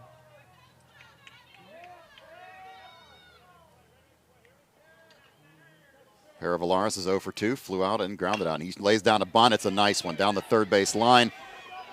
On to first, not in time. Was bunting for the sacrifice, but ended up getting a base hit out of his Paravalaris with a perfect bunt. Begley fielded it, but there was nothing he could do with it. He threw in to first, not in time. So instead of just a runner at third and one out, a perfectly placed bunt by Paravalaris makes it runners at the corners with nobody out, and that's going to bring up Massa. Cortland has been a part of the New York Regional every time they've been in a regional. First year here, our first look at them, I mean, they are fundamentally sound, whether it be bunting, defensively for the most part. I mean, they did have an error a half inning ago, but nonetheless, they're very impressive from a fundamental standpoint, and that bunt, a perfect picture of it. Massa swings and fouls it back. Dondero on deck, and then we would get to Budge, the number 9 hitter who has all 3 RBIs in this game. Not to mention that great diving catch that ended the bottom of the 5th inning. I mean, talk about a guy having a day. He just came in late in game 1, was a defensive replacement. Grounder to third, runners are going to have to hold. Throws down to second, on to first, and he gets the double play, and there was no chance for Personius to move. It was right at Begley, and he made no time wasting the decision there as he fires on. It's going to be a 5-4-3 double play, and Personius was stuck at third, so a big double play for the Presidents there. I wonder, Joe Brown talking with the base runner Personius, and I wonder if that's one where he was supposed to run on contact and didn't. Hard to say, but nonetheless, the end result, double play, runner still at third. Huge turn of events going for the Presidents there. And now it's up to Dondero with the runner at third. Fouls the first pitch out of play, 0-1. Oh, that must have caught a piece of Helbing as he is feeling the effects of that. He got caught on the backswing, I guess, of the bat. And home plate umpire Kyle Reese will slowly walk out a new baseball. Out comes Jeff Mountain to check with Helbing as well as the athletic training staff. Helbing, a player, we talked about Figueroa during the last broadcast and how he's the heart and soul for the Red Dragons, and Helbing, a player in similar fashion for W&J. And the catcher position always so important to a team as well. And Helbing going to, of course, gut it out here and continue on. He's assumed the catching position earlier there. He just wanted to get right back to work here. Dondero steps up now with an 0-1 count. Runner at third after the double play ball. Big double play induced by Riley Groves. Here's the pitch, swing and a miss. Now it's 0-2.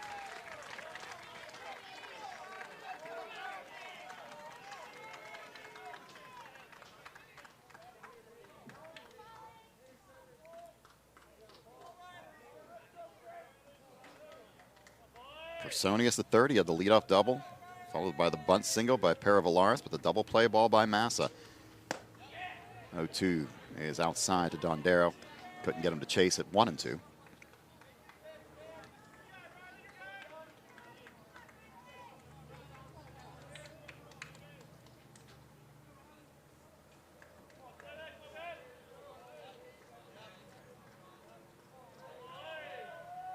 Here's the 1-2. In the air to right field.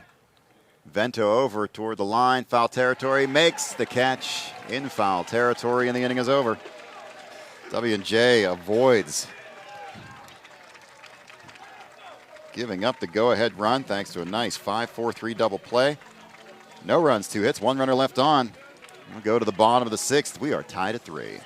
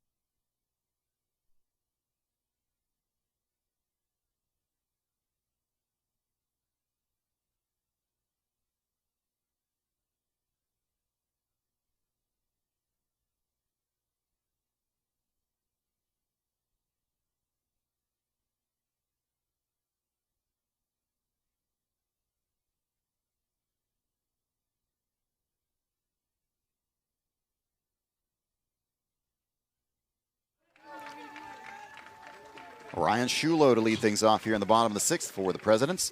He's 0 for 2. He flew out to right and popped down in foul territory to the first baseman. Stepping up here to lead off the 6th inning against Anthony Visconti, who came on in relief of Peyton Boyce. Popped up out of play. Also via Twitter, thank you to some of the folks tuning in. PAC Sports Network, gopresidents.com/watch as we collaborated with the folks here at W&J for this regional broadcast. Thank you to the folks at Cortland enjoying the broadcast. We're on the edge of our seats as well. And that's a hit batsman as Shulo will take first. Shulo aboard on the HBP. That'll bring up Fortunato. He has struck out twice. First time facing the reliever Visconti, though.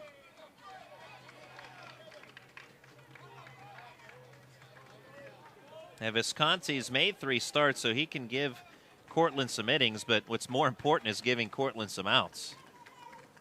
Fortunato, one of 6 seniors in the batting order, and he shows bunt and lays down a beaut. And it's going to be Shetter to Phillips covering. Score at 3-4 on the sacrifice bunt. And that moves the go-ahead run to second in Shulo. Speaking about fundamentals and moving runners, Fortunato, as you had described it, a beaut, and it was. Off of first base, Patrick Shetter calling for taking command on the play, but nothing that Cortland could do other than just accept the sacrifice out of Fortunato. So Begley to the plate, grounded out in the 2nd, walked in the 5th, and scored. Here's the first pitch from Visconti. In for a strike, 0-1. Kyle Reese, our home plate umpire here in the championship game.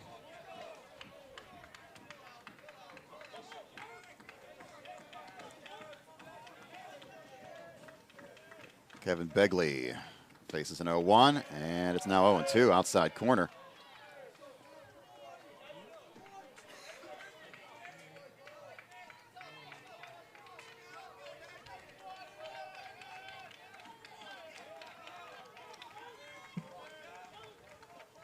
Checks the runner at second. Here's Visconti's 0-2. Ground ball through the left side. That's a base hit. Shulo will round third.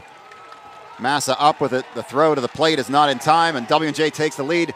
Trying to take second, and taking second is Begley on the throw. The Presidents now in front 4-3 on the RBI single by Kevin Begley.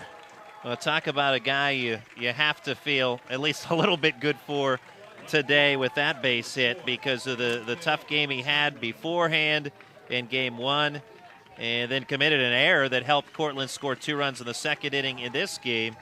Big hit to give the Presidents the lead now, 4-3.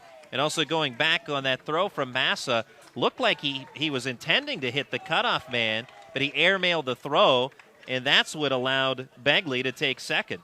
And here comes Joe Brown. And he's going to be taking the baseball from Visconti, I believe. As, yeah, we will have a pitching change here for Cortland in the bottom of the 6th. That's Jeff Cook. Jeff Cook, who threw quite a game. I'm pretty sure we did that game together, and we both said after he threw about 125 pitches, we said, well, that's it for seeing Jeff Cook in this regional, but it is not, as Jeff Cook is coming on to pitch here. We have a pitching change in Washington. We'll be right back.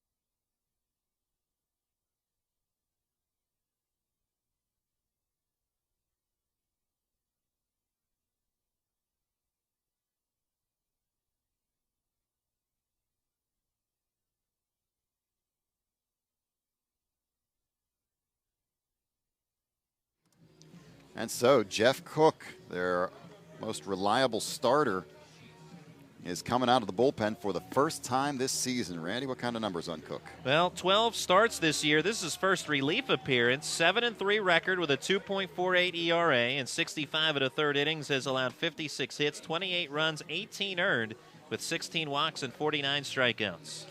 And he had a lengthy outing earlier in this series on Friday, and he's back today. He will face D'Alessandro with a runner at second and 1 out. 1 run already in. The Presidents will now hold a 4-3 lead. They trailed 3-0, have come right back. 3 in the 5th and 1 here in the 6th to take a 4-3 lead. D'Alessandro might have caught a piece of that one. Swings through it, 0-1. LaRue would be next. D'Alessandro 0 for 2. Grounded out to short in the 3rd. Reached on an error in the 5th and scored. Throw to second. Diving back is Begley.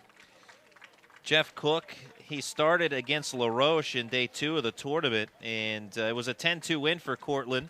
And he went 9 innings, complete game, gave up 8 hits, and threw 132 pitches in that complete game victory. But here he is now.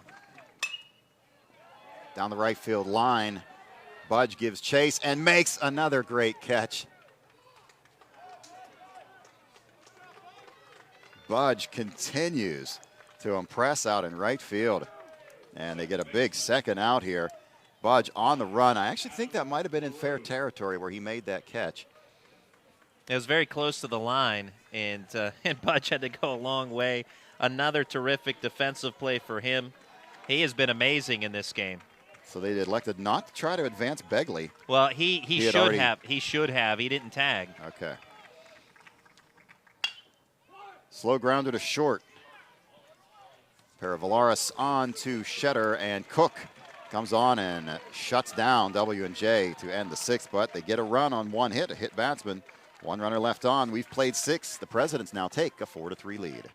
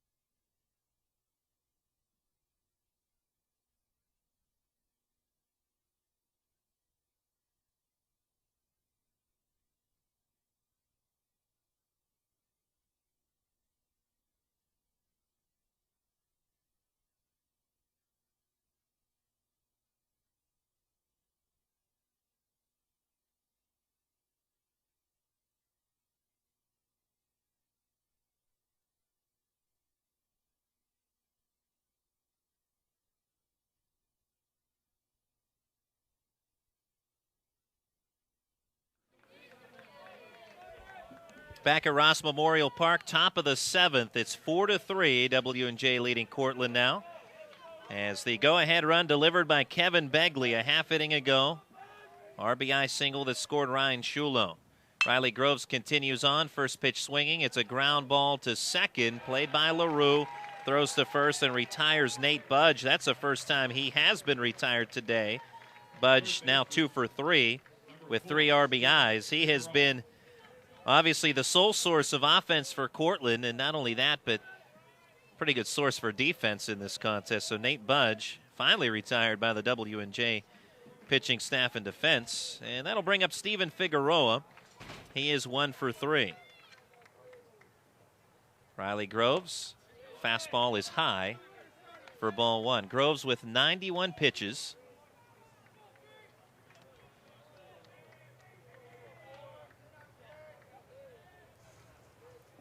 (1-0). Ball chopped toward first, played on 2 hops by Merlito. He'll take it himself at the bag. And now 2 away in the 7th. A couple of quick outs, and that's what Groves needs at this point of the game. Number 11, Tyler Phillips. And he's going to bring up Phillips, who's hit the ball hard a couple of times here consecutively, both times right at the left fielder.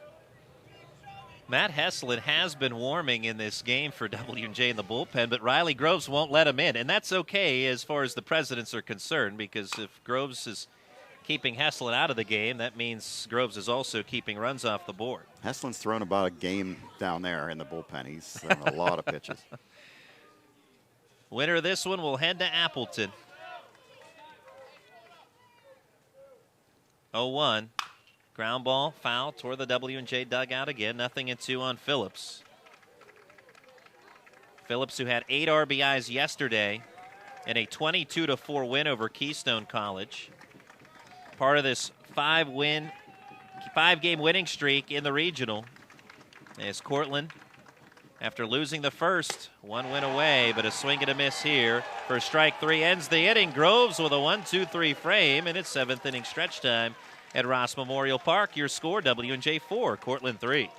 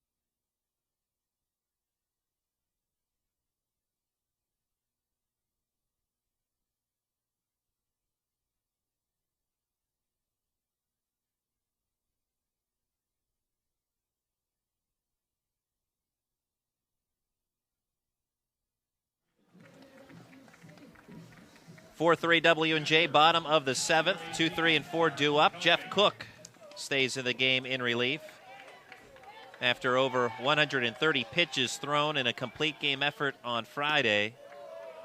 Brings a curveball for strike 1 to Helbing. Helbing with an RBI single and a run scored in the 5th, part of a 3-run frame. Cortland had a 3-0 lead in this one, but now it's 4-3 Presidents. Pitch up and in. Cortland with 2 runs in the 2nd. A 2-run single by Nate Budge. 1 run in the 4th. RBI double by Nate Budge. Strike on another curveball from Cook. Now 1-2. But W&J 3 runs in the 5th. And 1 run in the 6th to take the lead. Cook's 1-2. Curveball. Popped up on the infield right side. Second baseman Tyler Phillips calls for it, and he puts it away into his leather for out number 1. Cook has been effective here. 3 batters faced, 3 outs. Cook, a transfer out of Mohawk Valley Community College in Utica, New York. Fastball 85 to 86 miles per hour. Curveball and changeup. And a confident pitcher. Works quickly typically. And, well, he had to be slowed down there because they were waiting for Helbing to get off the field. He was still walking back off the field. That's one way to slow him down, I guess. Here's Nick Vento. First pitch swinging. Fly ball shallow right center. Slicing toward Nate Budge, and he hustles in to make the catch. 2 outs. He's everywhere. The ubiquitous Nate Budge. He's been fun to watch today. 4-3 Presidents, 2 outs to the bottom of the 7th. Nick Gatens doubled in the 4th, sac fly RBI in the 5th. Fly ball, shallow center. That's going to bloop in for a base hit. 2-out single for Gatens.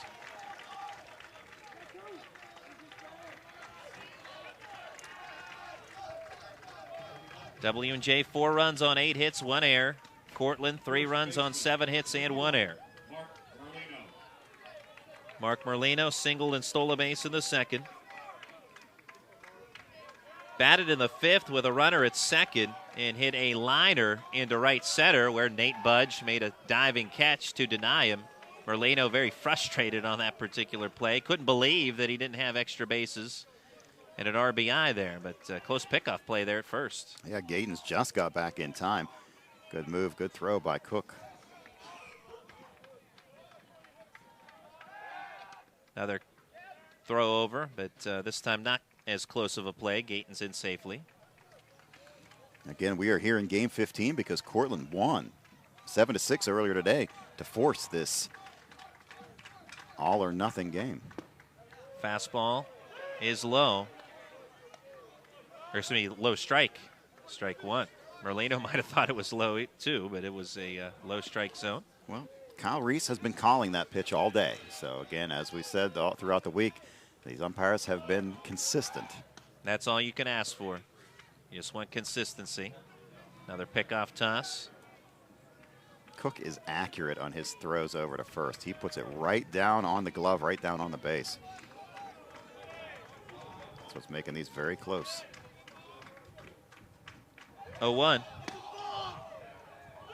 And that's a strike. W&J thought a balk had occurred. Jeff Mountain in the ear of the third base umpire, Lyle Travis. And, well, the pitch was laid off by Merlino. He was calling for a balk as the pitch came in. I think that that threw him off. Everybody yelling for a balk. Merlino didn't swing.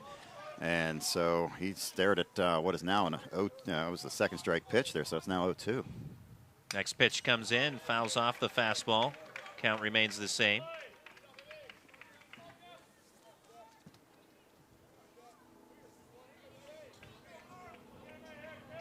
Two outs, Gatens at first in the bottom of the 7th. Jeff Cook trying to keep Cortland within striking distance. And another pickoff. W&J has been pretty successful in their stolen base attempts in this game, despite Cortland's best efforts to try and limit it.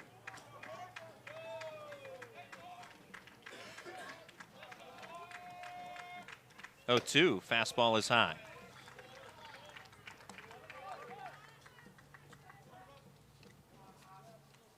Jeff Cook out of Rome Free Academy High School, a senior, hails from Rome, New York. 2nd team All SUNY Conference. Last year went 8-1 as a junior. Brings the 1-2, fly ball hit well to center. Dondero still racing back. It's over him and will one-hop the fence. Waved around is Gatens, and he'll score 5-3 W&J on the RBI double by Mark Merlino. That ball just kept carrying off the bat of Merlino, and Dondero gave chase but couldn't get there. And that's a big RBI for Merlino. Now gives him a little bit of a cushion. And could that be enough for Riley Groves? Merlino robbed in the 5th. This time hits the ball hard enough that it's over Dondero. He has good wheels in center field, but we've mentioned the wind, which will help some of those fly balls. Might have helped that one, at least in getting over Dondero. Certainly was well hit, but a little extra footage won't hurt matters as strike one to Ryan Shulo. Shulo hit by a pitch and scored in the 6th. 5-3 Presidents, bottom of the 7th. 0-1, wave and a miss. Cook's got him off balance now. See if he can finish him off. Might be looking fastball here out of the strike zone.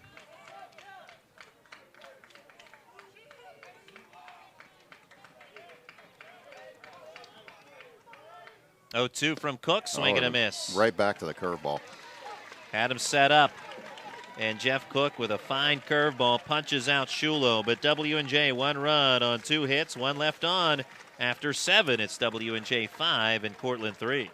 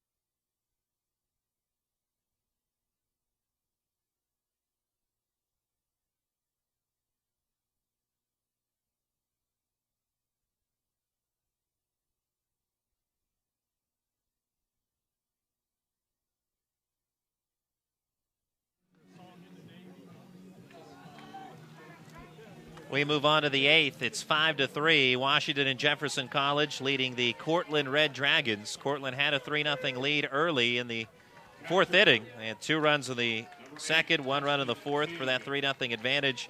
W&J 3 in the 5th, 1 in the 6th, 1 in the 7th. In between innings, Shetter, the first baseman for Cortland, was given a warning by the umpires. They opened their notebooks and put that in. I'm not sure what exactly transpired, but I do know that Shetter has been given a warning. And Shetter waits on deck as Teague takes strike 1 from Riley Groves, who continues on. 95 pitches to start the inning. 0-1 ground ball off the glove of a reaching Groves, hustling in with a bare hand pickup of the ball is LaRue, but has no play. So it's an infield single for Justin Teague. That one hit off of Groves' glove and landed in no man's land. There was no chance for anybody to get to that ball and make a play. So a well-placed infield single for Justin Teague. And with 1 runner aboard, now the game-tying run at the plate in the form of Patrick Shetter. Top of the 8th, 5-3 W&J. Shetter is 1 for 3 with a single. Fastball, a strike. And evidently a warning as well for Shetter for whatever had occurred at the end of the last half inning.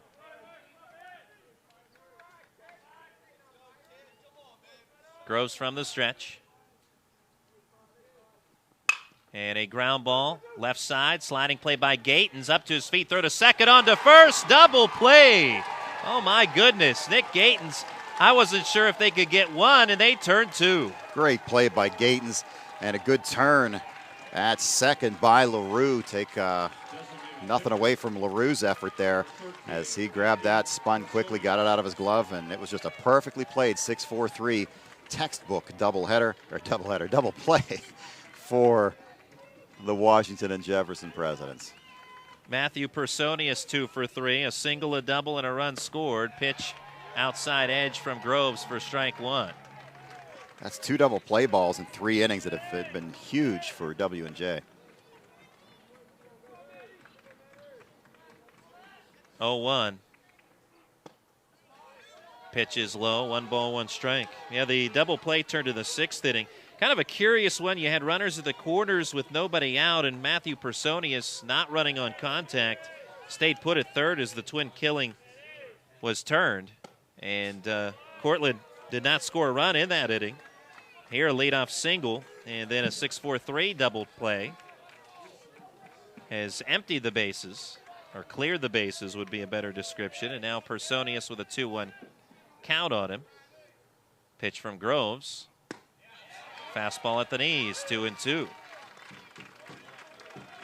Now, with the way this game started for W&J, especially with the way the previous one ended with 300 runs that scored for Cortland, the pendulum has swung.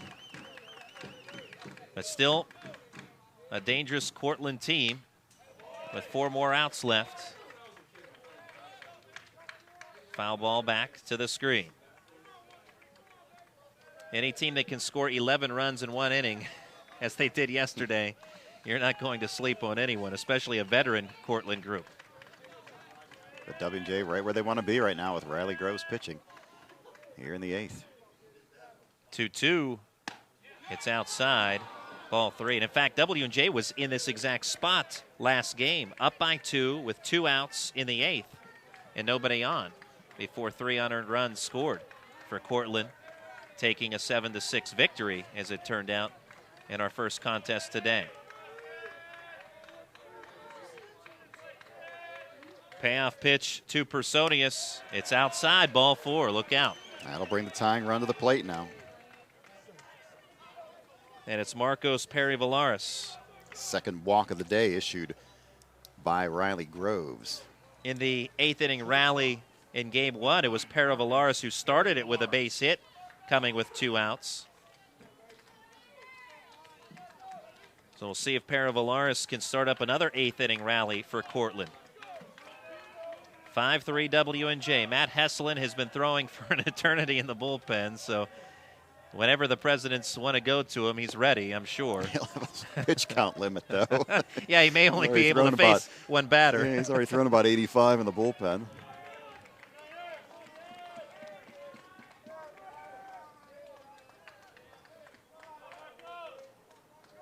Runner at first is Personius with 2 outs.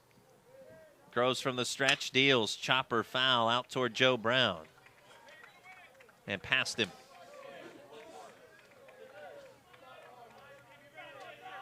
Joe Brown, 18th year head coach. Entered the 2017 season with a winning percentage of .795, the best of any active coach with at least 5 years experience. 1-1, swing and a miss. Good high heat there from Groves. Groves, despite this getting into the late innings, still bringing the heat there with that. That was a great pitch.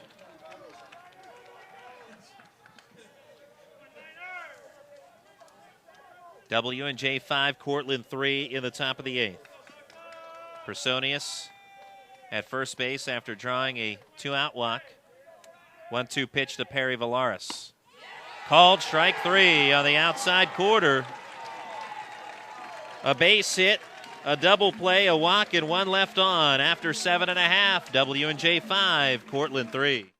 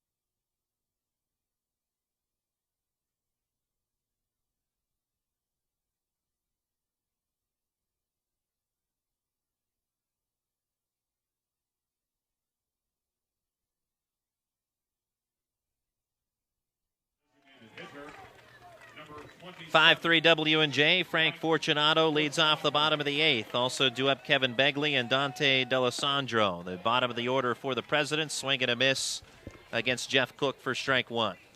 Jeff Cook has given up 2 hits and a run in 1 2/3. 0-1. Breaking ball waved out and missed for strike 2. That insurance run of the 7th looms large right now for W&J. Yeah, that coming courtesy of Mark Merlino. 0-2, fouled off. Well, it's been a lot of fun, this NCAA Division III Mideast Regional. And the 2 games that we've seen today have easily been the best 2 of the tournament. 0-2, swing and a miss, strike 3 and 1 out in the 8th. 3rd time today Fortunato has gone down on strikes. 2nd strikeout in relief here for Jeff Cook. Fortunato overmatched in that plate appearance with Jeff Cook.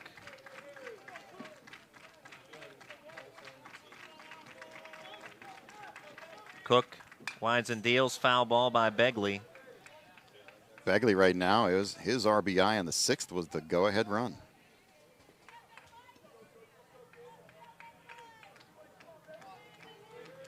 Oh, 1 pitch.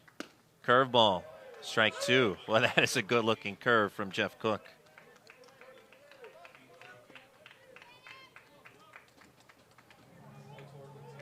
Oh, 2. Curve again, but puts it in the dirt. Refusing to chase after it, Begley.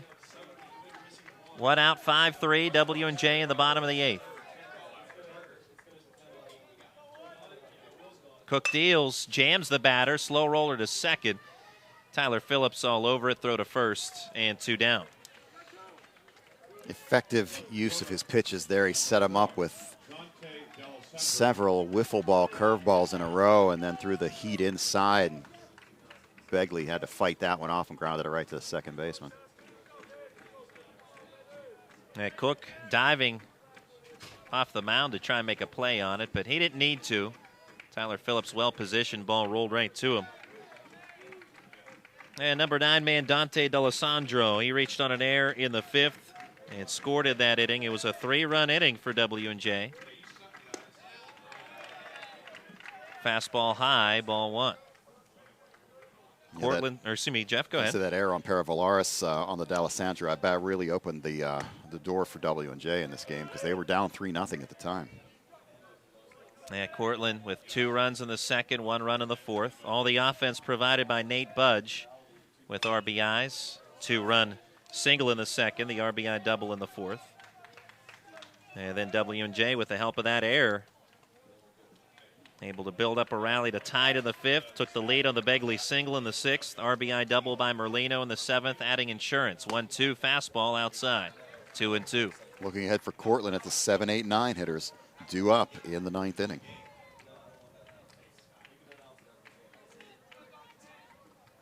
Does Riley Groves come out to start the 9th is the question. We haven't seen Helbing in this in these games today. 2-2, breaking ball in the dirt. Yeah, Helbing typically the closer for W&J with 5 saves this year. He's also, of course, the starting catcher for the Presidents. So do we see Riley Groves? Do we see Helbing? Do we see Hesselin? Do we see Tim Mulvey? There are options, and right now the 3-2 pitch misses up and in for ball 4. Dante D'Alessandro is a 2-out base runner. That's going to bring up LaRue, top of the order. He is 1 for 4 in this game. Singled, stole a couple of bases in the 3rd, but got stranded there.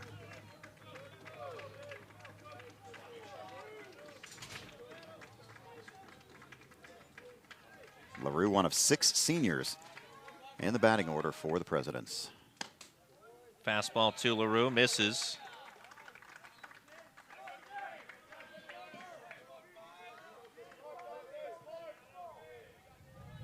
Cook from the stretch. Pick-off throw, and the throw gets off the glove of Shetter, and taking off for second, D'Alessandro. He's going to try for third, and he will get third, as Nate Budge's throw will be way late. That ball got down the line and foul ground. There's a lot of space in foul territory, so if you lose the ball on a throw, it's likely a 2-base error, and it is here.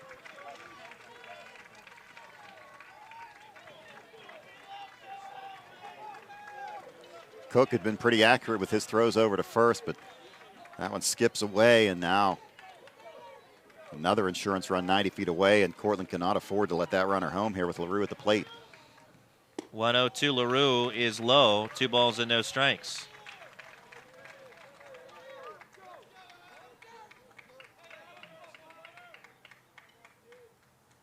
Fastball is a high strike. So the President's Insurance in the 7th, of course, important. W&J would love to tack on another run in this 8th. 2-1 from Cook. And it is a base hit to right. LaRue delivers. D'Alessandro scores 6-3. That's a big run, maybe not in terms of what it does for the scoreboard, but what it does to the mindset of Cortland now, knowing they have 3 runs to make up, and they're down to their last 3 outs. Joe Brown out of the dugout. He's going to make a change. I think he's going to a lefty this time. So in the 7th inning, there were 2 outs, nobody on. Nick Gayton singled, and then Merlino doubled him home. In this 8th inning, 2 outs. D'Alessandro walks, gets to third on a throwing error, and then LaRue with a RBI single. So that'll be it for Cook, as Joe Brown with a big pat on the back for Cook. Right now pretty disappointed, but he's had a terrific career, the senior, Jeff Cook. And, you think about the effort he had in day 2 of the tournament, that complete game victory, gutting out 132 pitches, and big hugs from all of his mates on his way back to the dugout. So a player that surely means a lot for Cortland heading off the field, as it will be a lefty now getting loose for the Red Dragons. Yeah, this is Andrew Barnes, 2-0 record, 13th game. He started 5 times, 26 innings, 21 hits, 9 runs all earned, 16 walks, 31 strikeouts in 26 innings. Is an ERA of 3.12, a record of 2-0. So Andrew Barnes, a sophomore lefty, will come on to pitch for Cortland. He is the 4th pitcher of this game for Cortland,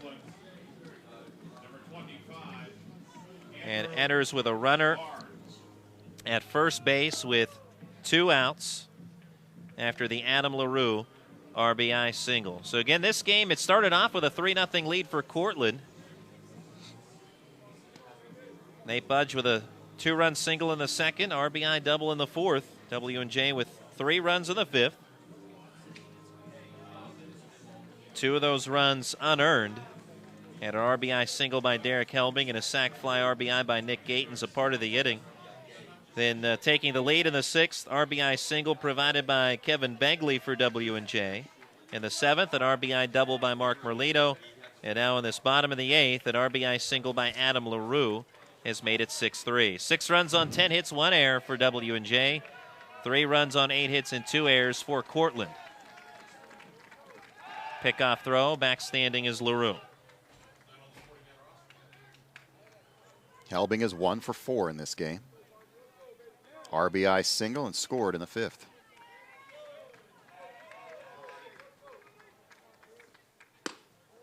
Fastball outside, ball 1.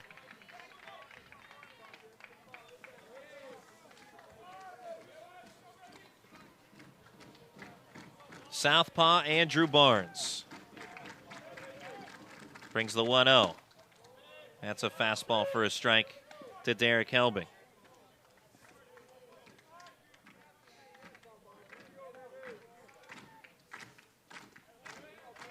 W&J fans enjoying the 3-run lead at the moment and trying to root on the home team, host team in this year's tournament for additional run support. 1-1. Foul ball off the mask of Justin Teague.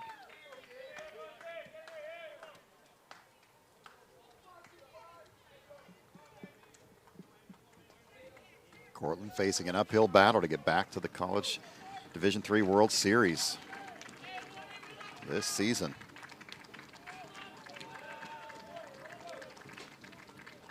One-two. Ball lined to third baseman Figueroa. He makes the catch. The inning is over. W&J 1 run on 1 hit, a walk, and 1 left stranded. After 8, it's W&J 6 and Cortland 3.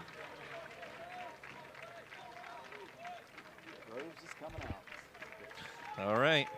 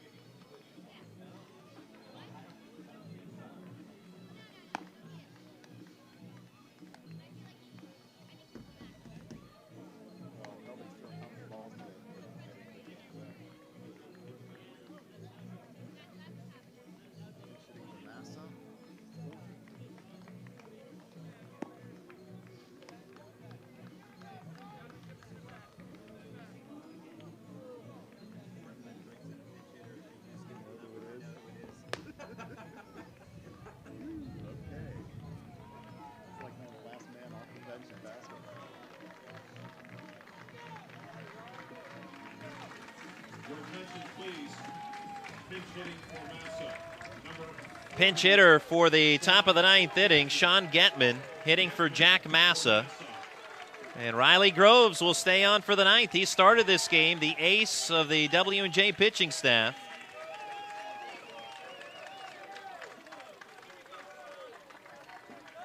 First pitch to Getman. Popped out of play. 6-3 W&J. Presidents were down 3-0, but have scored 6 unanswered runs. Crowd is on their feet, and not many, it's like nobody in the bleachers is sitting right now for W&J. 0-1 ground ball to short. Moving in on it is Gayton's throw to first, 1 out.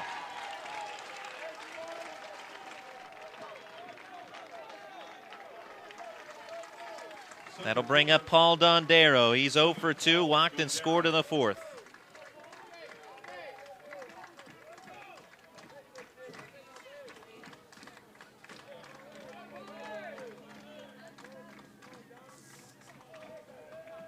Groves up to 112 pitches in this one. First pitch swinging, foul ball out of play by Dondero. Again, it's been a long season for these teams. W&J has been playing since March 4th. Cortland has been playing since February 18th. These teams started practice probably mid-January, all trying to get to this moment. 0-1. Fly ball hit to deep left, hooking toward the foul pole, and this ball is foul. Just hooks foul. It did not have home run distance, but could have been certainly dangerous to the W&J cause, but that ball just hooked foul. That was an easy double for Dondero there, but about 3 feet too far to the left. And an extra base hit like that would have certainly rallied the Cortland dugout, but it's just a long strike. 0-2. Groves kicks and deals. Fastball called. Strike 3. 2 outs. W&J 1 out away from a trip to the Division III World Series, and this place is quite excited right now. All the players up on the edge of the dugout. They're hoping to run out there and greet Riley Groves after this out, but this is the guy who's played extremely well today, Nate Budge. Budge 2 for 3, 3 RBIs, a single, a double, 2 tremendous catches in right field defensively.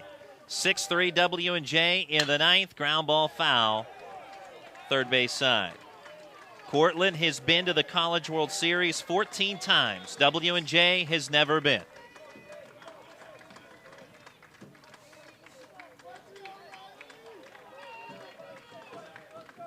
Six to 3 Presidents in the 9th. 0-1 to Budge. Fly ball left center. Long run. Outfielders converge. Shulo makes the catch. That's your ball game, and W&J going to the College World Series for the first time in program history.